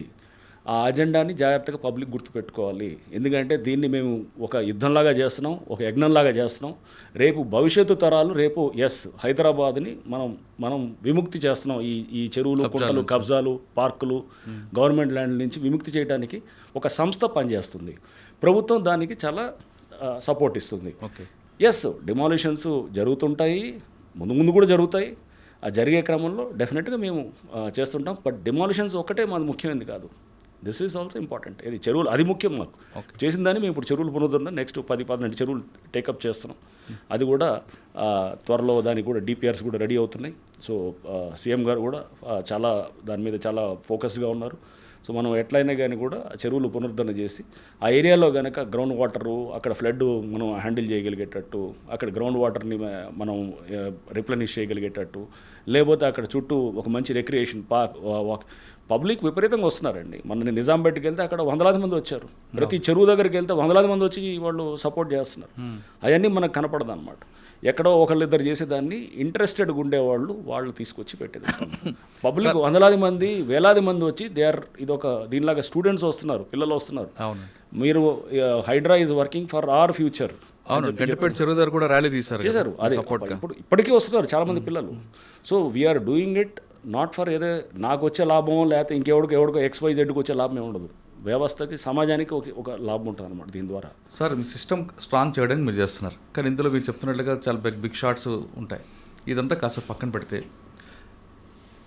మీరు 69% అసలు చెరువులు లేవంటారు. 61%. మీరు టేకప్ చేసిన తర్వాత ఎన్ని మన రీఓపెన్ అయి ఉంటాయి రఫ్గా? అదే ఇప్పుడు సాధారణంగా సిటీలో ఎలాగుంటాయి సార్ చెరువులు అని, ఒక చెరువుకి లింక్ వస్తుంది. గొలుసుకట్ చెరువులు ఉంటాయి. గొలుసుకట్ చెరువు, రైతున్నర చెరువు తీసుకుంటే పైన అంబీర్ చెరువు, దాని పక్కన ఇంకొక చెరువు, అలా చెరువు. మీరు ఎన్ని చెరువులు గొలుసుకట్ కలిపారు? ఇప్పుడు ఏం చేస్తున్నాము, ఇదంతా కూడా నాలాస్ దాన్ని కనెక్ట్ చేయటము, చెరువుని ఓపెన్ అప్ చేయటము, నాలాస్ ఇంటర్లింకింగ్ చేయటము, ఇవన్నీ కూడా ప్రాసెస్ స్టార్ట్ అయింది. మీరు నెక్స్ట్ ఒక 6 నెలలు 1 yearలో మీరు చూస్తారు ఇవన్నీ కూడా. చెరువులు ఆల్రెడీ అది డిపిఆర్స్ అంటే చెప్పాము, ఏది డీటెయిల్ ప్రాజెక్ట్ రిపోర్ట్ కూడా తయారవుతుంది. దాని మీద కూడా రేపు ఆ చెరువు దాని లింకప్ నాలాస్ని మనం రివైవ్ చేయటము, ఇవన్నీ కూడా జరుగుతుంది. అంటే ఒక లాంగ్ డ్రాన్ ప్రాసెస్ ఇది. ఇప్పటి నుంచి కాదు, 40-50 ఏళ్ళ నుంచి నడుస్తున్నటువంటి విధ్వంసం. దీన్ని ఇప్పుడు కొంత ఈ మధ్య ల్యాండ్ రేట్లు విపరీతంగా పెరగటంతో దాంతో కూడా మనకి ఇది ఇంకా ఎక్కువ అయిందన్నమాట. ఓకే సార్, సిటీ సరౌండింగ్లో ఏ చెరువు చుట్టూ ఎక్కువ కబ్జాలు అండి? ఫాక్స్ సాగరా, దుర్గం చెరువా? చాలా చెరువులు అండి. అంటే ఎక్కువ మీకు చూస్తే కనుక వెస్ట్ జోన్ అంటే బేసికల్గా మనకి ఈ చెరువుల కబ్జాలు బాగా ఎక్కువ కనబడుతుండేది. ల్యాండ్ రేట్ ఎక్కువ ఉన్నాయి, అక్కడ ఎక్కువ అధికంగా ఉంటుంది. ఆర్ వెస్ట్ జోన్లో అంటే దుర్గం చెరువు ఆ ప్రాంతం అంతా అన్ని చెరువుల దగ్గర ఉన్నాయి. వెస్ట్ జోన్ అంటే మనకి శేర్లింగంపల్లి జోన్ ఉంది, లేకపోతే ఇటు కుక్కట్పల్లి జోన్ ఉంది, ఈవెన్ ఇటు ఉప్పల్ నల్ల చెరువు ఉంది, అది కూడా పూర్తిగా కబ్జా అయిపోయింది. అంటే ఈ చెరువు కబ్జా అవ్వటమే కాదు, దాని లోపల మొత్తం పొల్యూటెన్స్ అనమాట, అంతా వదిలేదంట మురికి నీరు అంతా వస్తుంటుంది, వచ్చేసి ఆ పక్కన ఉన్నటువంటి అపార్ట్మెంట్స్ ఫ్లాట్స్ అన్నిటి నుంచి దాంట్లోకి వదులుతుంటారు. సో ఆ చెరువులు రావడంతో అక్కడ అంత మనకు వాసన అండ్ దాంతోపాటు ఏది అక్కడ గ్రౌండ్ వాటర్ అంతా కూడా మొత్తం పొల్యూటెంట్ అయిపోయి, ఇప్పుడు ఢిల్లీ చూస్తున్నారు పరిస్థితి ఎట్లుందో. ఢిల్లీలో ఎయిర్ పొల్యూషన్ తోటి అక్కడ వెళ్ళే బండ్లు కూడా రానివ్వట్లేదు, సిటీలోకి ఎంటర్ కానివ్వట్లేదు, అంతా అక్కడ వర్క్ ఫ్రమ్ హోమ్ చాలా హైబ్రిడ్ మోడల్స్లో నడుస్తున్నాయి. సో అంటే అసలు స్వచ్ఛమైన గాలి అక్కడ లేదు, కొనుక్కునే పరిస్థితి వస్తుంది. అక్కడ మన ఎయిర్ క్వాలిటీ ఇండెక్స్ అనేది అక్కడ ఇట్స్ ఆల్మోస్ట్ లైక్ అది 500, 400 అండ్ 800 దాకా కూడా వెళ్ళిన సందర్భాలు ఉన్నాయి. మన దగ్గర కూడా ఎయిర్ క్వాలిటీ ఇండెక్స్ అట్లా ఉంది, రేపు వాటర్ క్వాలిటీ ఇండెక్స్ కూడా చాలా పూర్గా ఉంటుంది. సో ఇవన్నీ మనం రేపు ఇవన్నిటిని చెక్ చేసుకుంటూ ప్లస్ కబ్జాలు ఆపుతూ, ఈ చెరువు కబ్జాల నుంచే కదండి ఇప్పుడు వచ్చేది. ఇప్పుడు అక్కడ బ్లాక్ మనీ జనరేట్ అయితే ఎక్కడ జరుగుతుంది? ఇప్పుడు ఎవరికి సంబంధం లేని దాని దగ్గర జనరేట్ అవుతుంది. సో అది ఎవడు మాట్లాడు, అక్కడ ఒక ఎకరా అక్కడ 100 కోట్లు. సో అట్లాంటిది జనరేట్ అయ్యేది కూడా అక్కడే అవుతుంది, బ్లాక్ మనీస్ కూడా. సో ఈ సంబంధం లేని భూముల దగ్గరే అందరూ ఎంటర్ అవ్వాలని చూస్తారన్నమాట. సార్ దుర్గం చెరువులు కూడా ఉంది అంటున్నారు కబ్జా, దాని కిందనే రేవంత్ రెడ్డి గారు అనేది కూడా ఉంది, అది కోలుకొట్ట రైట్. ఇది కూడా అసలు వారు రేవంత్ రెడ్డి గారి బ్రదర్ది వారు ఎప్పుడో కొన్నారనుకుంటా, ఇది చాలా ఏళ్ల క్రితం. అది దాని ఎఫ్టీఎల్ బఫర్ దాని మీద యాక్చువల్గా ఇంకా అది నిర్ధారణ అవ్వట్లేదు, హైకోర్టులో నడుస్తుంది. ఇప్పుడు కాదు, 2008లో పబ్లిక్ ఇంట్రెస్ట్ లిటిగేషన్ పడ్డది. అడ్వకేట్ కమిషన్ ఒకటి అప్పుడే వేసిన తర్వాత దాన్ని ఎఫ్టీఎల్ బఫర్ జోన్ దాని మీద అప్పటి నుంచి నడుస్తుంది. దాంట్లో భాగంగా హైకోర్టులో మ్యాటర్ వస్తుంటే అక్కడ స్థానికంగా ఉన్న రెవెన్యూ అధికారులు వాళ్ళు అందరికీ నోటీసులు ఇచ్చారు. మొత్తం ఇక్కడే కాదు 11 చెరువులు అట్లా ఉన్నాయన్నమాట. దాంట్లో వేలాది మంది నోటీసులు ఇచ్చిన దాంట్లో ఈయన ఒకరు. అది ఏం చేస్తారు ఇప్పుడు, ఆయన సంగతి ఏంది ఈయన సంగతి ఏంది అంటుంటారు అన్నమాట. అసలు అక్కడ ఏమీ లేని ఇష్యూలో సో వాళ్ళది రేపు అది బఫర్ ఉందా ఎఫ్టీఎల్ ఉందా అనేది ఇంతవరకు నిర్ధారణ కాలేదు. అక్కడ వేలాది మంది ఇల్లులు ఉన్నాయి, అది 2008 నుంచి నడుస్తున్న ఇష్యూ, అది హైకోర్టు పరిధిలో ఉన్నటువంటి అంశము. సో దాన్ని ఏదో చూపించి ఇదిగో అక్కడ మీరు కూల్చట్లేదు, ఇక్కడ జనాల మీదకి వస్తున్నారంటే ఇవన్నీ దాన్ని ఏం చూపించాలనుకుంటున్నారు? ఇష్యూను డైవర్ట్ చేయాలనేటటువంటి ప్రక్రియ అన్నమాట. ఇష్యూని రాంగ్ ట్రాక్లో తీసుకెళ్ళి అంటే ఏం చేద్దాం, హైడ్రాన్ ఆపేద్దామా, ఆపేసి కబ్జాలు అలో చేద్దామా, ఎవడిగాడు దోచుకోమందామా, ఎవడిగాడు మీరు చెరువులు లేదా పక్కనున్న గవర్నమెంట్ ల్యాండ్లు పార్కులన్నీ ఆక్రమించుకొని చేసుకోమందామా, ఏం చేద్దాం అనుకుంటున్నాం? మాకు రెండోదే బెస్ట్ అండి, మీరు ఎలా పోతే నాకు ఎందుకు అంటున్నాడు. ఎగ్జాక్ట్లీ, పబ్లిక్ అదే ఆల్టర్నేట్ ఏది కావాలని చూసుకోవాలి. మీరు మన వ్యవస్థను మనం కాపాడుకుంది, ఇదంతా మన భూములండి. హైకోర్టు కూడా చెప్తుంది కమ్యూనిటీ ల్యాండ్స్ అనమాట. ఇవన్నీ కమ్యూనిటీ అంటే అందరికి సంబంధించింది, సమాజం సంబంధించిన ఇవన్నీ ఆస్తులు. ఒక చెరువు అయినా కానీ, ఒక నాలా అయినా కానీ, ఒక పార్క్ అయినా కానీ, ఒక రోడ్డు అయినా కానీ, ఇవన్నీ అందరిది. దాంట్లో మీది నాది అందరిది ఉంది, అందరి స్టేక్స్ ఉన్నాయి దాంట్లో. దాన్ని ఎవడో ఒకడు కొట్టేస్తే ఎట్లా? కానీ అది వాళ్ళు ఆలోచిస్తున్నారు, కానీ సాధారణంగా పబ్లిక్లు ఏమంటారు చూస్తుంటాను. అంటే మనం సోషల్ మీడియా కింగ్లు ఉంటారు, చాలా మంది పెడుతుంటారు కింద పెట్టే పేదవాళ్ళ మీద. ఇది అంటే హాఫ్ నాలెడ్జ్ తోటి మాట్లాడేవాళ్ళు చాలా మంది ఉంటారు, తెలియదు అసలు ఎటు తీసుకెళ్దాం సమాజాన్ని అనేటటువంటిది క్లారిటీ మాకు అనవసరం సార్. సమాజం ఎటుపోతే నాకెందుకు? ఎగ్జాక్ట్లీ అదే నేను అంటున్నాను, ఏవైతే నాకెందుకు, ఇటనే ఉందాం, ఎవడెంత ఆక్రమించుకుంటే వాడు పోలేదా ఈడు పోలేదా అంటే, కానీ ఎక్కడో చోటు బిగినింగ్ చేయాలి కదా. నేను వాడు చేసుకున్నాడు కదా వాడిని ఎందుకు ఆపరు అని ఇల్లాజికల్ ఆర్గ్యుమెంట్స్ ఉంటాయి తప్ప. కానీ అరే మనం let us make a beginning. అంటే ఇటువంటి ఆర్గ్యుమెంట్స్ ఉన్నా మీ పని మాత్రం ఎగ్జాక్ట్లీ నేను అసలు అవి పట్టించుకోనండి. నా మీద బఫర్ జోన్ కాంట్రవర్సీ అయినా రేపు ఎవడు ఏదన్నా అది కాంట్రవర్సీ, కానీ ఇల్లాజిక్ చెప్తున్నా కదా. నేను చెప్తున్నా మెడ మీద తల ఉంటుందా, తల మీద మెడ ఉంటుందా అనే టైటిల్. అసలు అది ఏది అంటే ఏం చెప్తాం దానికి? మ్యాపులు పట్టుకొని తిరిగినంత మాత్రం మాట్లాడడం వాళ్ళ గురించి ఇగ్నోర్ చేయొచ్చు కదా. ఇగ్నోర్ చేయడం అంటే ఇప్పుడు ఏమవుతుందంటే సోషల్ మీడియా వ్యక్తిగతంగా వచ్చినప్పుడు నేను రెస్పాండ్ అవుతాను. నార్మల్గా ఉన్నదాన్ని నేను 10 సార్లు ఈ గోబెల్స్ అంటారు. గోబెల్స్ మీకు తెలుసు, మినిస్టర్ ఆఫ్ ప్రాపగాండా, ఏది హిట్లర్ మన ఏది నాజీ జర్మనీలో ఆయన దగ్గర మంత్రి అనమాట. సో చాలా పెద్ద ఆరేటర్ ఆయన. గోబెల్స్ ప్రచారం అని అంటారు చూసారా, అంటే ఆయన ఈ వాజ్ మినిస్టర్ ఆఫ్ ప్రాపగాండా అప్పుడు ఇట్లానే చేస్తుండేవాడు అనమాట. అంటే కావాలంటే అబద్ధాన్ని నిజంగా చూపించడం, లేదా ఇప్పుడు మన వాట్సాప్లో ఉంటాయి, వాట్సాప్ యూస్ అట్లా ఉన్నట్టు. సో గోబెల్స్ ప్రచారం అని అంటారు చూసారా, ఆ టైప్ సంథింగ్ లైక్ దాట్. అందుకు మీరు రెస్పాండ్ అవుతారు. సో అంటే ఒకసారి 4 సార్లు వచ్చిందనుకోండి, అరే చూసావా హైడ్రా కమిషనర్ ఇల్లే బఫర్ జోన్లో ఉందని. అసలు బఫర్ ఉంటుందా చెరువుకి దిగువ ప్రాంతంలో? అది సింపుల్ లాజిక్ నేను అదే చెప్తున్నా. ఆ మిస్ అయ్యి దాన్ని లాజిక్ మిస్ అయ్యి మాట్లాడితే ఏమనాలి దానికి? అవునండి.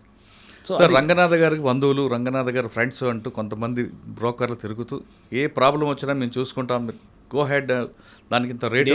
కరెక్ట్, అదే అందుకోసం మేము దాని మీద స్టేట్మెంట్ ఇచ్చాం.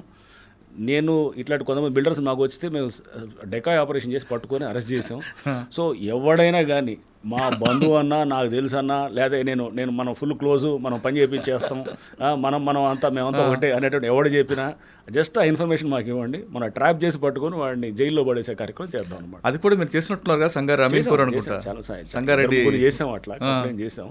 సో అన్నీ ఎవడైనా కానీ అలాంటివి చేస్తే కనుక డెఫినెట్గా రేపు మామూలు ఇదే కాదు, అధికారుల దగ్గర కూడా అక్కడ కొంతమంది మీద కూడా ఇప్పుడు సీఎం గారు చెప్పారు, సీఎం గారు ఏసీబీని కూడా యాక్టివేట్ చేశారు.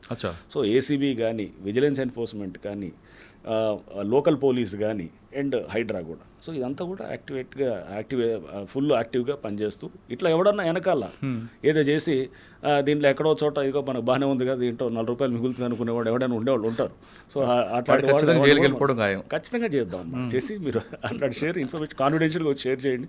పలానా వాడు చేస్తున్నాను చిన్న ఆధారం ఒకటి కావాలన్నమాట, సింపుల్ ఆడియో కాల్. ఇప్పుడు మేము చేసాం ఒకడిని అమీన్పూర్లో, వీడియో కాల్ ఉంది, వీడియో రికార్డ్ చేశారు సీక్రెట్గా, దాంతో మనం పెట్టేసాం వీడియో కానీ ఆడియో ఉన్నది చాలన్నమాట. మనం చేసి జస్ట్ అక్కడ ఆ పరిస్థితులను కూడా స్టడీ చేస్తాం, చూసినప్పుడు అరే కరెక్టే కదా ఇది అక్కడ జరుగుతున్నది ఇదంతా అనేది దాంతో చూసి చేసేస్తాం అన్నమాట.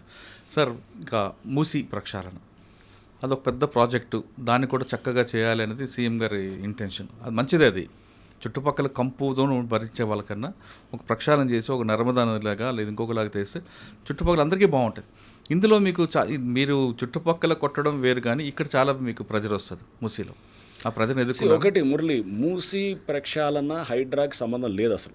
హైడ్రా అసలు is not in to that first of all. సరే దాన్ని కూడా ఏంటంటే హైడ్రా అనే దాన్ని ఒక భయంగా చూపిస్తూ దాన్ని చేస్తూ దాన్ని లింకప్ చేయాలని కొంత ప్రయత్నం జరిగింది. దాన్ని కౌంటర్ చేయటం కూడా మేము చేసాం పలు సందర్భాల్లో. హైడ్రాకి సంబంధం లేదు ఫస్ట్ ఆఫ్ ఆల్. చాలామంది హైకోర్టు కూడా వెళ్ళారు, అసలు హైడ్రా అనే సంస్థ అసలు దాన్ని తీసేసి దాన్ని కూల్చాలంటే కనుక జిహెచ్ఎంసీకి వెళ్ళి మొన్న హైకోర్టులోకి వెళ్తే కూడా హైకోర్టు చాలా స్పష్టంగా చెప్పింది హైడ్రా అనే దానికి పూర్తి చట్టబద్ధత ఉంది అండ్ హైడ్రాకి దాన్ని సపోర్ట్ చేస్తూ జడ్జిమెంట్ కూడా ఇచ్చారు. చూసాం హైకోర్టు బెంచ్ ఇచ్చినటువంటిది. సో అంటే సో దీంట్లో మూసీ దాంట్లో లేదు, రైట్, ఓకే.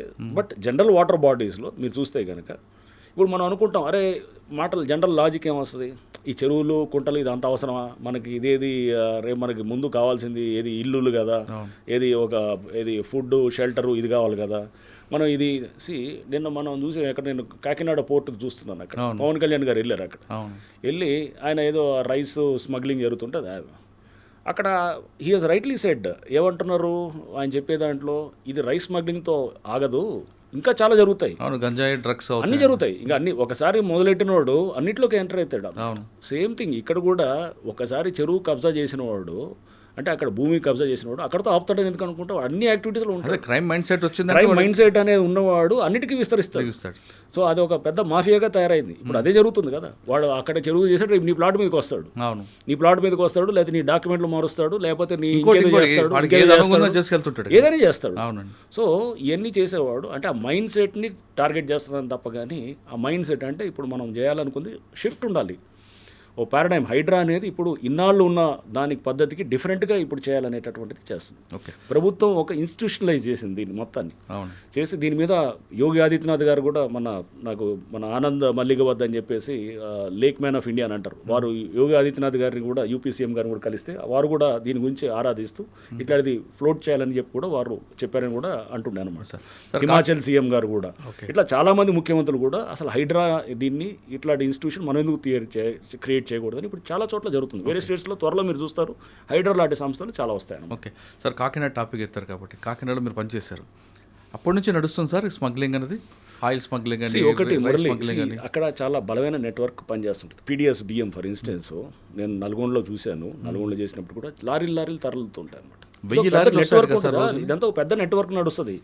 పీడిఎస్ బియ్యము పీడిఎస్ నుంచి మిల్స్ నుంచి కొన్ని చోట్ల సిఎంఆర్ రైస్ అని ఉంటుంది, అంటే మిల్లింగ్ చేసి ఇవ్వాల్సిన రైస్ మాయం చేస్తారు, చేసి దీన్ని కూడా బయటికి పంపిస్తారు, ఎక్స్పోర్ట్ చేపిస్తారు, చేపించి లేదా మార్కెట్లో కోలుతారు, లోకల్ డొమెస్టిక్ మార్కెట్లో వెళ్తారు, లేదా కాకినాడ నుంచి బయటకు వేరే సౌదీ అరేబియా లేకపోతే ఇంకా ఏది మిడిల్ ఈస్ట్ చాలా కంట్రీస్కి వెళ్తుంటుంది.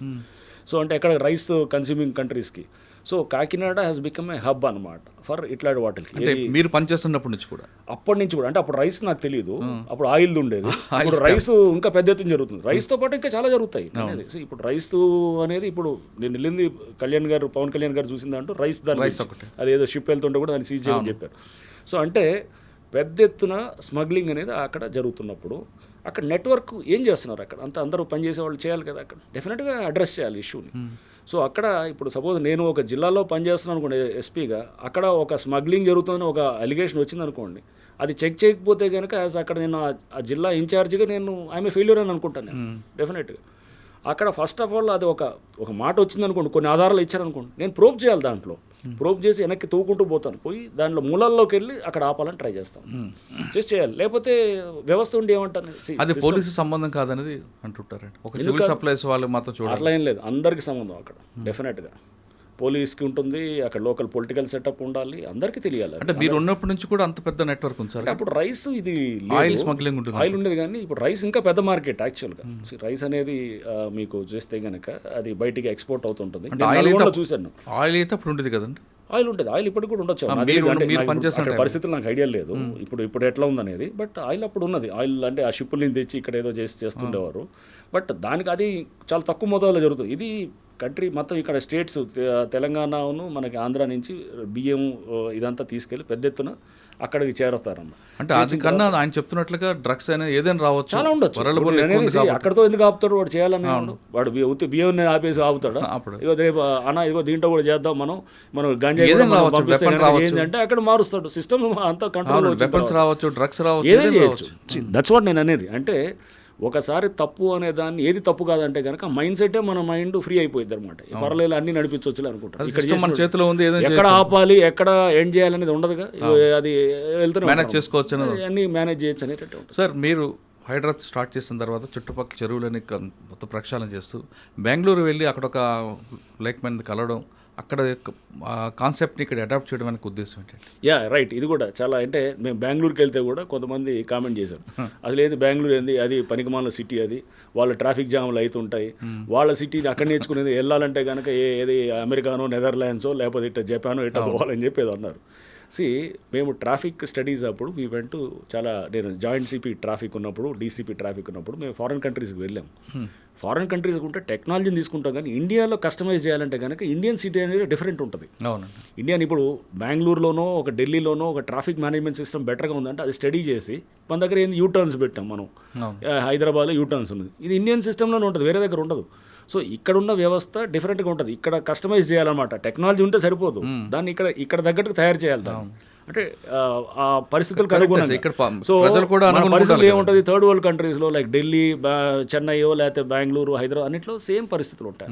మనుషులు ఒకేలాగా ఆలోచన చేస్తారు, పరిస్థితులు ఒకటేలా ఉంటుంది, వ్యవస్థలు ఒకేలాగా పనిచేస్తాయి, అధికారులు ఒకేలా ఉంటారు, రాజకీయ వ్యవస్థ ఒకేలా ఉంటుంది. అందుకోసం అక్కడ తీసుకుని ఇక్కడ మనం ట్రై చేయడానికి చేయొచ్చు. బెంగళూరు చెరువులు అనేది ఇప్పుడు నుంచి కాదనమాట. బెంగళూరు 2010-11 నుంచే దాని మీద ఫోకస్ పెట్టి అక్కడ మెయిన్గా ప్రాబ్లం ఏంటంటే వాటర్ ప్రాబ్లం. అక్కడ కావేరీ నుంచి తీసుకురావాలి వాటర్, చాలా దూరం నుంచి తీసుకొని పంప్ చేయాలి. బెంగళూరు ఏంటి మీకు కొంచెం హిల్ ఫీచర్ అనమాట, అంటే 900 to 1000 మీటర్స్ ఎత్తులో ఉంటుంది. కింద నుంచి వాటర్ కావేరీ నుంచి చేయాలంటే పంప్ చేయాలన్నమాట. సో చాలా ఖర్చుతో కూడుకున్నది. అండ్ కావేరీలో ఎప్పుడు నీళ్ళు ఉండవు, సరిగా ఉండదు, అది తమిళనాడుతో ఇష్యూస్ ఉంటాయి. ప్లస్ వాటర్ అక్కడ ఎప్పుడు కూడా స్కేర్స్గా ఉంటుంది, తక్కువ ఉంటుంది. సో న్యాచురల్గా వాళ్ళు ఏం చేయాలి, పడ్డ వర్షాన్ని కాపాడుకోవడానికి చాలా ప్రయత్నం చేసి దాంట్లో చెరువుల్లో పునరుద్ధరణ అనేది వాళ్ళు ఎప్పుడూ మొదలెట్టారు. సో చక్కగా ఉంటాయి, మనలాగా అక్కడ లేదు. చెరువులు చాలా చక్కగా ఎప్పటి నుంచో మొదలెట్టారు కాబట్టి వాళ్ళు మనకన్నా ముందు ప్రాక్టీస్ మొదలెట్టారు. లైక్ గ్రేవాన్స్ ఉంది, Andhra was a role model country అన్నిటికీ. ఎందుకు రోల్ మోడల్? ఆంధ్ర ఫస్ట్ ఈ ప్రాబ్లం చూసింది కాబట్టి కింద మీద పడి నేర్చుకొని మనం తయారు చేసిన గ్రేవన్స్. అంతేగాని మనం నక్సల్ ఆపరేషన్స్లో వెళ్ళి నువ్వు ఏది వియత్నాం మీద అమెరికా యుద్ధం చేశారు కాబట్టి ఆ గెరిల్లా వార్ఫేర్ వాళ్ళ టెక్నిక్స్ నేర్చుకొని వద్దామని ఎవడు కాదనమాట. ఇక్కడ ఉన్న దాన్ని చూసుకోవాలన్నమాట. సో మనం అందుకోసం ఏంటంటే బిఏ రోమన్ ఇన్ రోమ్, ఇక్కడ ఉన్నప్పుడు ఇక్కడ పరిస్థితులు చూసుకోవాలి. అంతేగాని ఎక్కడదో తీసుకొని మీరు అమెరికా మోడల్ తీసుకోండి లేకపోతే ఇంగ్లాండ్ మోడల్ తీసుకోండి. మన ప్రజల మైండ్ సెట్ కూడా మనం అబ్జర్వ్ చేయాలి. ఇక్కడ ఉన్నదాన్ని ఇక్కడ సిస్టమ్ని స్టడీ చేసేటటువంటిది ఇక్కడ ఎస్టాబ్లిష్ అయింది. అది రాటు తేలినటువంటి గ్రేహౌండ్ లాంటి వ్యవస్థ ఇక్కడ ఇప్పుడు కంట్రీ అంతా అడాప్ట్ చేస్తున్నారు. సేమ్ థింగ్ ఒక లేక్స్ అనేది పునరుద్ధరణ అనేది బెంగళూరులో వాళ్ళు మనకన్నా ముందు మొదలెట్టారు, 10 ఏళ్ళ ముందు. బాగుంది సార్, బాగుంది అక్కడ చక్కగా చాలా బాగా చేస్తున్నారు వాళ్ళు. అంటే ప్రాబ్లమ్స్ ఉండొచ్చు, బట్ దానికి అక్కడ ట్రాఫిక్ జామ్స్కి కారణం ఈ లేక్స్ ఒకటే కాదు, ఇంకా అక్కడ చాలా ప్రాబ్లమ్స్ ఉన్నాయి. ఎక్కువ వెహికులర్ ట్రాఫిక్ ఉంది, రోడ్స్ తక్కువ ఉన్నాయి, ట్రాఫిక్ మేనేజ్మెంట్ సరిగ్గా ఉండకపోవచ్చు, లేదా రకరకాల కారణాలు ఉండొచ్చు. ఏదైనా అక్కడ కూడా గొలుసు కట్టు విధానం అక్కడ కూడా సేమ్ గొలుసు కట్టు ఉంటుంది, గొలుసు కట్టు చెరువులు ఉన్నాయి. సో అక్కడ చేస్తున్నారు, అక్కడ కూడా బాగా చేస్తున్నారు. అంటే డెఫినెట్గా మనకన్నా వాళ్ళు బెటర్గా చేస్తున్నారు. మనం వాళ్ళని ఆ మోడల్ని కొంతవరకు మనం తీసుకొని ఇక్కడ తగ్గట్టుకు మనం మార్చుకుంటూ చేయాలన్నమాట. లోకల్ పరిస్థితులు ఎప్పుడు చూసుకోవాలి. ఓకే సార్, మీరు హైడ్రా కమిషనర్ అయిన తర్వాత కేవలం బుల్డోజర్ మీద తిరగడం కాకుండా ఇటీవల హైదరాబాద్లో వరదలు వచ్చినప్పుడు లేదంటే వర్షాలు పడినప్పుడు మీరు కూడా రోడ్డు మీదకి వచ్చే ట్రాఫిక్ ఎక్కడ జామ్ అవుతుంది, ఎందుకు మ్యాన్ హోల్స్ పొంగుతున్నాయి, వాటి మీద మీరు స్టడీ చేయడానికి ఉద్దేశం ఏంటి? అది కూడా చాలా ఇంపార్టెంట్. అసలు ఫైనల్గా దేనికి అన్ని డిజాస్టర్ రెస్పాన్స్ అనేది చాలా ఇంపార్టెంట్. సో మనం అక్కడికి వెళ్ళినప్పుడు ఎందుకు వస్తుంది డిజాస్టర్ అనే దాన్ని కూడా మన ఇండియన్ మెటలాజికల్ డిపార్ట్మెంట్ వాళ్ళ డీజీ గారు వచ్చారు, డాక్టర్ మహాపాత్ర అని చెప్పేసి వారు వచ్చారు. వారితో కూడా నేను అడ్రస్డ్ వర్క్ షాప్ రీసెంట్గా వాళ్ళ ఎండి 150 సంవత్సరాలు అయిందన్న సందర్భంలో. సో దాంట్లో కూడా అంటే ఇప్పుడు మనకు చూస్తే కనుక క్లౌడ్ బర్స్ట్లు ఇవన్నీ కూడా మనకి ఏంటంటే వెదర్ క్లైమాటిక్ ప్యాటర్న్స్ మారిపోయి ఇప్పుడు green house effect, global warming, దీంతో మొత్తం మారిపోతుంది. వర్షం పడితే కనుక గంటలో 10 సెంటీమీటర్లు పడుతుంది అనమాట. అట్లాంటి ఫ్రీక్వెన్సీ క్లౌడ్ బర్స్ పెరిగిపోయినాయి ఇప్పుడు. సో వర్షాలు పెరుగుతున్నాయి, పారాల్సిన నీళ్లు చెరువులో పోవాల్సిన చెరువు కబ్జా అయిపోయినాయి, నాలాలు లేవు, రోడ్లన్నీ ఇప్పుడు కాలువల్లో అయిపోయినాయి. ఎందుకంటే అన్నీ వచ్చేసాయి, మొత్తం బిల్డింగ్లు వచ్చేసి అక్కడ కోఎఫిషియంట్ ఆఫ్ రన్ ఆఫ్ అంటారు అనమాట. అంటే మొత్తం కంక్రీటైజ్ చేస్తే అది 0.95 ఉంది, 0.95 అనమాట. అంటే ఆల్మోస్ట్ అంతా కాంక్రీటైజ్ అయిపోయింది, కాంక్రీట్ మయం అయిపోయింది. నీళ్ళు ఇంకట్లా, అసలు భూమిలోకి ఇంకట్లేదు. సో నీళ్లు అసలు ఇంకా ఇంకటం లేకపోతే కనుక 100% అది రన్ ఆఫ్ కింద, అంటే దాని మీద పడేది స్పీడ్గా వెళ్ళిపోయి చెరువులోకి వచ్చేస్తుంది. చెరువు లేదు కదా అక్కడ, నాలాలోకి వస్తుంది, నాలాల్లో కూడా లేవు కదా. ఎక్కడ ఉంటాయి? కాలనీస్ కింద కాలనీలో వస్తాయి. ట్రాఫిక్ అంతా ఏమవుతుంది? 4-5 గంటలు అస్తవ్యస్తం అయిపోతుంది. అది ఎన్ని వందల వేల కోట్లు నష్టం అవుతుంటుంది కంట్రీకి. అవన్నీ క్యాలిక్యులేట్ అంటే ఇంటాంజిబుల్స్ ఏంటనమాట, మనకు కనబడినటువంటిది ఇవన్నీ ఈ కాస్ట్ ఉంటాయి అనమాట, ఇంటాంజిబుల్ కాస్ట్ అనమాట. సో ఇంట్రెన్సిక్గా ఉంటాయి అనమాట. ఈ కాస్ట్ అన్నింటినీ మనం క్యాలిక్యులేట్ చేస్తే దేశం మీద వేలాది కోట్ల నష్టం వస్తుంది. ఇవన్నింటినీ తీసుకోవాలి. ప్లస్ దాంతోపాటు మనం సిస్టమ్ని ఈ అర్బన్ డిజాస్టర్స్ అనేది పెరుగుతున్నాయి. ఇక పెరిగే కొద్దీ దీన్ని మనం అడ్రస్ చేయాలంటే కనుక వెదర్ని కూడా ఫోర్కాస్టింగ్ సిస్టమ్స్లో మార్చాలని చెప్పి కూడా వారికి రిక్వెస్ట్ చేసాం అనమాట. చేసి దానికి మనం రాడార్స్ని పెంచాలి, ఇట్లా కొంత వాళ్ళు వెదర్ స్టేషన్స్ని పెంచాలి, ఇవన్నీ కూడా చేస్తున్నాం వెనకాల. సో అంటే ట్రాఫిక్ మీద వర్షం పడేది ఇస్ ద లాస్ట్ ఫైనల్ కనబడేది అక్కడ. దాని వెనకాల ఇంత బ్యాక్గ్రౌండ్ వర్క్, చెరువులు పునరుద్ధరణ ఉండాలి, మనం వెదర్ ఫోర్కాస్టింగ్ సిస్టమ్స్ అడ్వాన్స్డ్గా ఉండాలి, మనం ప్రెడిక్ట్ చేసే సిస్టమ్స్ యాక్యురేట్గా ఉండాలి. ఇంత బ్యాక్గ్రౌండ్ చేస్తేనే అక్కడ రోడ్డు మీద కనబడదాం. అవి చేయాలంటే కనుక సామాన్యమైన పని కాదు. దాని మీద ఎప్పుడు మనం నిరంతరంగా డెవలప్ చేయాలి. బెంగళూరులో ఉన్నప్పుడు అది కూడా చేయలేము మేము. కర్ణాటక వాళ్ళది దాంట్లో వెదర్ ఫోర్కాస్టింగ్లో వాళ్ళు కూడా కొంత బెటర్గా ఉంది. ఎప్పుడు 30 ఏళ్ళ క్రితం ఎస్టాబ్లిష్ చేసిన సిస్టమ్ ఉంది. దాన్ని కూడా తీసుకొచ్చి మనం ఇక్కడ చేయాలని ట్రై చేస్తున్నాం అనమాట. సో దీన్ని ఇప్పుడు సిస్టమ్లో ఒక దాన్ని మనం చేసి వచ్చామా పోయామా అనేది ఉద్యోగం ఉండకూడదుగా. చేసామా ఇక్కడ చేస్తే కనుక ఆ టైంలో నువ్వేం చేసావు, సమాజానికి ఏం చేసావు అనేది ఫైనల్ కాంట్రిబ్యూషన్ ఏంటి. అవును. So the contribution to the society is very important. నేను అలానే చూస్తాను ఉద్యోగాన్ని. నేను ఆ కాంట్రిబ్యూషన్ నా నుంచి ఇక్కడ చేసాము 2 ఏళ్ళు 3 ఏళ్ళు what ever I do it. ఆ సిస్టమ్ అనేది అక్కడ ఒక దాన్ని నిలబెట్టి వెళ్తే కనుక రేపు వచ్చినప్పుడు మన ముందు అట్లా చాలామంది అధికారులు చేశారు. నేనే చేస్తున్నాను. చాలామంది అధికారులు నాకన్నా బ్రహ్మాండం చేసిన వాళ్ళు వందలాది మంది ఉన్నారు. వాళ్ళు నిలబెట్టిన సిస్టమ్స్ తర్వాత చాలా వచ్చాయన్నమాట. ఇప్పుడు గ్రేవన్ స్టార్ట్ చేశారంటే వ్యాస్ గారు స్టార్ట్ చేశారు, దాన్ని స్టెబిలైజ్ చేసిన వాళ్ళు ఎంతోమంది ఉన్నారు. ఇట్లాంటివి చాలా ఉన్నాయన్నమాట సిస్టమ్స్. ఆ సిస్టమ్స్ డెవలప్ అయ్యి చేసినటువంటి అట్లాంటి మంచి సిస్టమ్స్ వచ్చిన దాన్ని మనం కూడా మంచి సిస్టమ్ వైపు ముఖ్యమంత్రి గారు చాలా స్పష్టంగా ఏంటంటే ఈ డిజాస్టర్ రెస్పాన్స్ అనేది మనం దాన్ని జాగ్రత్తగా తీసుకోవాలి. ప్లస్ ఈ అసెట్స్ ప్రొటెక్షన్, వేలాది ఎకరాలు కబ్జా అయిపోతున్నాయి. ఇప్పుడు మేము చేస్తుంటే పార్కులు అసలు గవర్నమెంట్ ల్యాండ్లు ఎన్నంటే అన్నీ వస్తున్నాయి అన్నమాట కంప్లైంట్స్. అసలు చెక్ చేయడానికి మాకు సరిపోవట్లేదు టైం అసలు అన్నమాట. ఒక్కొక్క దాంట్లో ఎంత లోతుకు పోవాల్సి వస్తుంది అంటే ఒకసారి 3-4 మీటింగ్లు పెట్టాల్సి వస్తుంది. పెట్టిన చోటలో పెట్టిన మీటింగ్ వల్ల గంట పైన పడుతుంటుంది. డాక్యుమెంట్స్ కలెక్ట్ చేయాలి, దాని వల్ల చెక్ చేయాలి, వాళ్ళని వినాలి వీళ్ళని వినాలి, లోతుగా మళ్ళీ అవసరం డౌట్ వస్తే క్షేత్రస్థాయి పర్యటన ఉంటుంది. ఒక్కొక్క పిటిషన్ వెనకాల అంత లోతుగా పోతే ఒక కేసు దర్యాప్తు చేసినట్టు ఉంటుంది. అట్లాంటి 4-5 వేలు ఉన్నాయి. అందుకు మేము పబ్లిక్ డొమైన్లో పెట్టలేదు ఇంకా హైడ్రా. రేపు పెడితే కనుక ఇంకా వేలాది బీరు ఫ్లడ్ అయిపోతాయి. చేసిన దాన్ని పర్ఫెక్ట్గా చేయాలి. సార్ మీ సిస్టమ్గా వెళ్తున్నారు, సిస్టమ్ స్పాయిల్ కాకుండా ఫ్యూచర్కి ఏం బాగుంటుందని చేస్తున్నారు. కానీ కొంతమంది ప్రతిపక్షాలు హైడ్రా అనేది కేవలం ప్రభుత్వానికి ఒక జేబు సంస్థగా అయిపోయింది, డబ్బులు వచ్చి పడుతున్నాయి.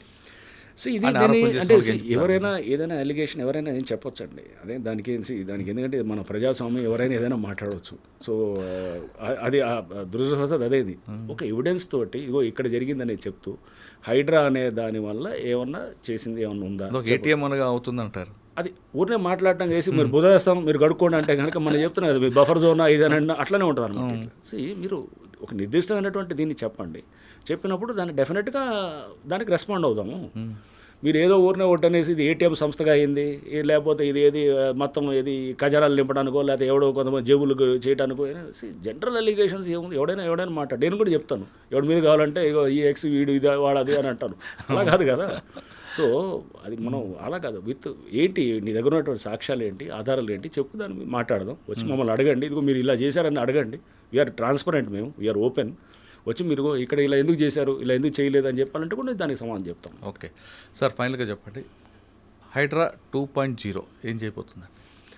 హైడ్రా 2.0 అనేది మీరు ఏది రోబో 2.0 టైప్ ఏదో చెప్తున్నారు. సో అంటే హైడ్రా అనేది ఈరోజు పబ్లిక్లో అవేర్నెస్ తీసుకొచ్చిందండి. ఇది ఒక కొత్త సిస్టమ్. హైడ్రా అనేది జస్ట్ ఏదో ఒక సంస్థ కాదు, ఒక కొత్త వ్యవస్థని తయారు చేస్తుంది. ఆలోచన విధానం కూడా కనిపిస్తుంది ఒకవైపు. అంటే భయం అనేది కాదు, అవేర్నెస్. పబ్లిక్ అవేర్నెస్ కూడినటువంటి పొల్యూషన్. రేపు మేము చెక్ చేస్తున్నాం, ఇప్పుడు పొల్యూషన్ కంట్రోల్ బోర్డుతో కూడా మీటింగ్ పెట్టాం. చెరువుల్లో వ్యర్థాలు వదిలిస్తే కనుక రేపు ఆ పట్టుకొని వాళ్ళని మనం జైలుకి పంపించి అది సీజ్ చేసి వాళ్ళని మనం చేస్తే కనుక 10 మందిని చేయండి, ఎందుకు వదులుతారు చూద్దాం. ఇప్పుడు దాని మీద ఫోకస్ ఉంది. ఇప్పుడు రేపు ఎందుకు చేయరు? రేపు చెరువులు మెయింటైన్ చేయాల్సిన, చెరువుని ప్రిజర్వ్ చేయాల్సింది మా యాజ్ లేక్ ప్రొటెక్షన్ కమిటీ చైర్మన్గా హైడ్రా కమిషనర్ బాధ్యత. ఎవరైతే చెరువులో వ్యర్థాలు వదిలేసి ఎఫ్లూయెంట్స్ అన్ని వదిలేసి డేంజరస్ కెమికల్స్ అన్ని వదులుతున్నారు అనుకోండి, నలుగురిని పట్టుకోండి, వాడిని చేసి జైలుకి పంపించి వాడి బిల్డింగ్ని మొత్తం సీజ్ చేసి కోర్టుకు పెట్టి వాడిని చుక్కలు చూపించామంటే ఎట్లా వదులుతాడు చూద్దాం. భయం లేక, బేసికల్గా చట్టాలంటే భయం లేదు, రూల్ ఆఫ్ లా అంటే భయం లేదు, వ్యవస్థలంటే భయం లేదు, ఏదైనా మేనేజ్ చేసుకుంటాం. ఆ భయాన్ని మనం చట్టాన్ని కఠినంగా అమలు చేయడం ద్వారా పబ్లిక్లో ఒకటైతే వచ్చింది సార్, హైడ్రా అనేది అవేర్నెస్ తీసుకొస్తుంది ఒక సెక్టార్ పబ్లిక్కి. కొంతమందికి ఒక భయం క్రియేట్ చేసింది, మనం తప్పు చేసి ఇలాంటి బిల్డింగ్ కొలాప్స్ అవుతాయనే విషయాన్ని. అందులో మంచిగా ఉంది, అందుకే కూడా పబ్లిక్ కూడా మీకు హైడ్రా రంగనాథ్ అంటున్నారు. కానీ హైడ్రా 2.0 ఏం చేస్తారు? హైడ్రా 2.0 ఉత్తి ఈ భయం క్రియేట్ చేయటం కాదు, దాని నుంచి పాజిటివ్ సైడ్ వెళ్తుంది. ఫైనల్గా మా గోల్ పాజిటివ్, ఇది కూల్చడం కాదు, నిర్మించడం. అది చెరువులు నిర్మించడం అనేది చేయాలి, ఒక నాలాలు మంచి వ్యవస్థ నిర్మించడం చేయాలి, ఒక మంచి డిజాస్టర్ రెస్పాన్స్ సిస్టమ్ తయారవ్వాలి, వెదర్ ఫోర్కాస్టింగ్ సిస్టమ్స్ తయారు కావాలి. సో రేపు గవర్నమెంట్ ల్యాండ్లు కబ్జా చేయకుండా గవర్నమెంట్ ఆస్తులు పరిరక్షించబడాలి. పార్కులు అందరికీ మంచిగా, ఇది ఇప్పుడు ఇళ్ళకి వెళ్తే కనుక సాయంత్రం నేను మా ఇంటికి వెళ్తే మా ఇంటి దగ్గర పార్క్ ఉంది, పక్కనే ఉంటుంది పార్కులు. మా ఇంటి దగ్గర కూడా ఇట్లా కూడా కొట్టేయాలని చూశారు ల్యాండ్ని. అప్పుడు మేమే 10 ఏళ్ల క్రితం మేమే అందరం వెళ్ళి నిలబడ్డాం అనమాట. నిలబడి అది పోలీస్ స్టేషన్ కంప్లైంట్ ఇచ్చి నేను అప్పుడు డీసీపీగా ఉన్నాను 10 ఏళ్ల క్రితం, 2014-15. కాపాడుకున్నాను కూడా కబ్జా చూసారంటే మా ఇంటి దగ్గర మా నాన్న నేను ఇద్దరం కూడా పక్కన అసోసియేషన్ వాళ్ళందరం కలిసి, కొంతమంది రైట్ మైండెడ్ థింకింగ్ వాళ్ళందరం వెళ్ళి మేము కాపాడుకున్నాం. చూసారు. అదే చెప్పే ఇట్లా అట్లాంటి వాటిలో మా ఏరియాలో జరుగుతుంటే మేము ఎప్పటి నుంచో కాపాడాలని చేసాము. అది చాలా వాల్యుబుల్ ల్యాండ్, 1000 గజాలు ఎంత ఉంటుంది అది. అక్కడ మా కాలనీలో అది దాదాపు ఇట్ మైట్ బి అరౌండ్ నాకు తెలిసి 15-20 కోట్ల మధ్యలో ఉండొచ్చు. సో ఆ ల్యాండ్ ఎప్పుడు 10 ఏళ్ల క్రితం మేము కాపాడుకున్నాం, పోలీస్ కేసులు పెట్టి. దాన్ని ఇప్పుడు అది అందరికీ, అది అందరి ఆస్తి, అది ఎవడో ఒకళ్ళిద్దరు స్వార్థంగా చేసేది కాదు. సేమ్ థింగ్, ఇది అందరి ఆస్తుల్ని, ఇది సమాజం యొక్క ఆస్తుల్ని పరిరక్షించాలి, ఇది అందరికీ చెందిన ఆస్తుల్ని కాపాడుతాం. అది that is the next goal అనమాట.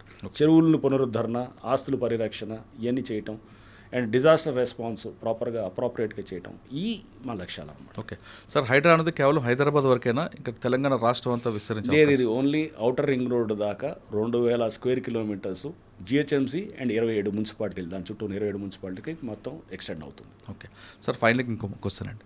హైడ్రా అనగానే భయపడుతున్న కొంతమందికి, లేదా హైడ్రా అంటే అభిమానించే కొంతమందికి ఒక కమిషనర్గా మీరు ఇచ్చే మెసేజ్ ఏంటి? హైడ్రా అనేది మీకోసం అండి, మీరు భయపడాల్సిన అవసరం లేదు, ఎవరు కూడా భయపడాల్సిన అవసరం లేదు. తప్పు చేసిన వాడే భయపడాలి. హైడ్రా ఇది జస్ట్ ఇది ఒక ఏంటంటే పబ్లిక్, మీ ఆస్తుల్ని ప్రొటెక్ట్ చేస్తున్నాం, మీకోసం మేము పనిచేస్తున్నాం తప్ప. కానీ దానికి ఎక్కడ కూడా మంచిగా చేస్తున్నవాడు, అంటే తప్పు చేయకుండా కబ్జాలు చేయకుండేవాడు ఎవరు కూడా భయపడాల్సిన అవసరం లేదు. అది మీరు అక్కడ ఎక్కడన్నా కానీ అటువంటి విధంగా ఎక్కడన్నా మీకు ఇబ్బందులు ఉన్నా కానీ మీరు దయచేసి మా దృష్టి కూడా తీసుకురావచ్చు. ఎక్కడన్నా హైడ్రా పేరు చెప్పి కూడా మిమ్మల్ని ఏమైనా ఇబ్బంది పెట్టేటటువంటి అట్లాంటివి ఉంటే కూడా దయచేసి మా దృష్టి తీసుకురండి. అప్పుడు వాళ్ళ మీద ఖచ్చితంగా మేము సీరియస్ యాక్షన్స్ ఉంటాయి, మామూలుగా కాదు, కనబడేటటువంటి సీరియస్ యాక్షన్స్ కూడా ఉంటాయి. సార్, అపార్ట్మెంట్ పర్మిషన్కి హైడ్రా అనుమతి కావాలంటారా? అసలు హైడ్రా పర్మిషన్స్ ఇవ్వదండి. హైడ్రా పర్మిషన్స్ ఇవ్వటం మొదలెడితే కనుక ఇదొక గవర్నమెంట్ని స్ట్రీమ్లైన్ చేయాలి, కానీ గవర్నెన్స్ని. సో ఎక్కువ సిస్టమ్స్ పర్మిషన్స్ ఇచ్చేటటువంటి పెట్టకూడదు. అది అంటే అది ఆ సిస్టమ్ వైపు వెళ్ళాలి మనం. సో అన్ని పర్మిషన్స్ ఇవ్వటం మొదలెడితేనే అది రెడ్ టైపిజం, బ్యూరోక్రటైజేషన్ ఇదంతా ఉంటుంది. మనం అది కాకూడదు, స్మూత్గా ఉండాలి, అది ఈజీగా పర్మిషన్స్ వచ్చేటట్టు ఉండాలి. అది జరిగితే అప్పుడు సిస్టమ్ బెటర్ గవర్నెన్స్ వైపు వెళ్తున్నట్టుగా నేను భావిస్తాను. సో హైడ్రా ఎక్కడ కూడా పర్మిషన్స్ ఇవ్వదు, అది చాలా స్పష్టంగా ఉంటుంది. హైడ్రా బిల్డింగ్ పర్మిషన్స్, చెరువుల దగ్గర ఉన్న ఎన్ఓసీలు ఏది అది కాదు. ఓన్లీ ఫైర్ ఎన్ఓసీస్ వరకే మేము ఇస్తాం. దాన్ని కూడా ఇప్పుడు నిన్న మాకు ఎవరు సైబరాబాద్ సిపి గారు అవినాష్ మోదీ గారు కూడా మాట్లాడారు. సో మేమంతా త్వరలో మీటింగ్ పెట్టుకుని దాన్ని ఇంకా సరళీకృతం చేస్తున్నాం. అంటే దాన్ని స్ట్రీమ్లైన్ చేస్తూ ఆన్లైన్లోనే అప్లై చేసుకుంటూ తీసుకునేటట్టు ఫైర్ ఎన్ఓసీ వరకు అనమాట. అది కూడా దాన్ని ఎక్కువ కంప్లైంట్స్ ఉండాలి, పబ్లిక్ హెరాస్మెంట్గా ఫీల్ అవ్వకూడదు, చాలా ఈజీగా ఇచ్చేటటువంటి విధంగా అడ్మినిస్ట్రేషన్ ఉండాలి. సార్ ఇందులోనే ఇంకొక పార్టీకి వస్తుంది ఏంటంటే హైడ్రా అనేది ఎందుకు చేస్తుంది, ఎవరి కోసం చేస్తుంది అనేది మీద మీ స్కూల్స్ కాలేజీలకు వెళ్ళి వాళ్ళకి ఎడ్యుకేట్ చేసే అవకాశం ఉందా? తప్పకుండా ఉందండి. నెక్స్ట్ అది అవేర్నెస్ క్యాంపెయిన్ పెంచేదానికి కూడా ఉంది. సో మాకు ఇంకా స్టాఫ్ కోసం మేము వెయిట్ చేస్తున్నాం. రేపు హైడ్రా పోలీస్ స్టేషన్ కూడా వస్తుంది, వచ్చిన తర్వాత ఇంకా ఎఫెక్టివ్గా ఉంటుంది. సో ఇదంతా ఈ ఇన్స్టిట్యూషన్ బిల్డింగే ఒక 1 year పడుతుంది. చట్టాల పరంగా స్ట్రెంథన్ అవుతున్నాం. ఇదంతా ఇప్పటికీ స్టార్ట్ అయ్యి 4-5 నెలలు అవుతుంది. ఇంకా ఒక 4-5 నెలల దాకా ఇదంతా ఇన్స్టిట్యూషన్ బిల్డింగ్ జరుగుతూ ఉంటుంది. సో అది అయిన తర్వాత ఇంకా ఫుల్ ఫ్లెడ్జ్డ్గా ఇది అవేర్నెస్ పెంచడం, స్కూల్స్కి వెళ్ళి మాట్లాడటం, ఎడ్యుకేషన్ ఇన్స్టిట్యూషన్స్ని కూడా వాళ్ళు పెట్టుకోవటం, పబ్లిక్ని కూడా ప్రతి దగ్గర కూడా చెరువులు, పార్కులు దాన్ని పబ్లిక్ పార్టిసిపేషన్ తీసుకోవటం, ఇదో ప్రజా ఉద్యమంగా నిర్మించటం, ఇవన్నీ కూడా చేయాలన్నమాట. చేస్తే అప్పుడు దీనికి నిజమైన సార్థకత అనేది కూడా వస్తుంది. ఓకే, హైడ్రా ఉన్నది కేవలం భవిష్యత్తు వాళ్ళ కోసం కానీ అక్రమదారుల కోసం కాదు అంటున్నారు రంగనాథ్ గారు. ఇది కేవలం మీ అందరి కోసం భయపెట్టే సమస్య కాదు, ప్రజల బాగోగుల కోసం, భవిష్యత్తులో భావితరాల వారి కోసం ఈ సమస్య పెట్టాం. ఇది ఖచ్చితంగా చెరువులు అక్రమదారులు మాత్రం ఖచ్చితంగా వాళ్ళ మీద మా ఫోకస్ ఉంటుంది. కానీ ఏ చెరువునైతే విముక్తి చేసాం ఆ చెరువులని కాపాడే బాధ్యత కూడా మాదే అంటూ రంగనాథ్ గారు చెప్తున్నారు. ఇది రంగనాథ్ గారితో ఎక్స్క్లూజివ్ ఇంటర్వ్యూ. వచ్చే వారం మరో విషయాలు మళ్ళీ కలుద్దాం. అంతవరకు నమస్తే. Thank you sir. Thank you very much. Thank you. Hydraa అన్నది మీరు ఎలాగొచ్చారు, పేరు అయిపోయిందో ఇంకా ముందు కూడా అదే దీంట్లో జోష్లో వెళ్ళాలని కోరుకుందాం. థ్యాంక్ యూ అండి.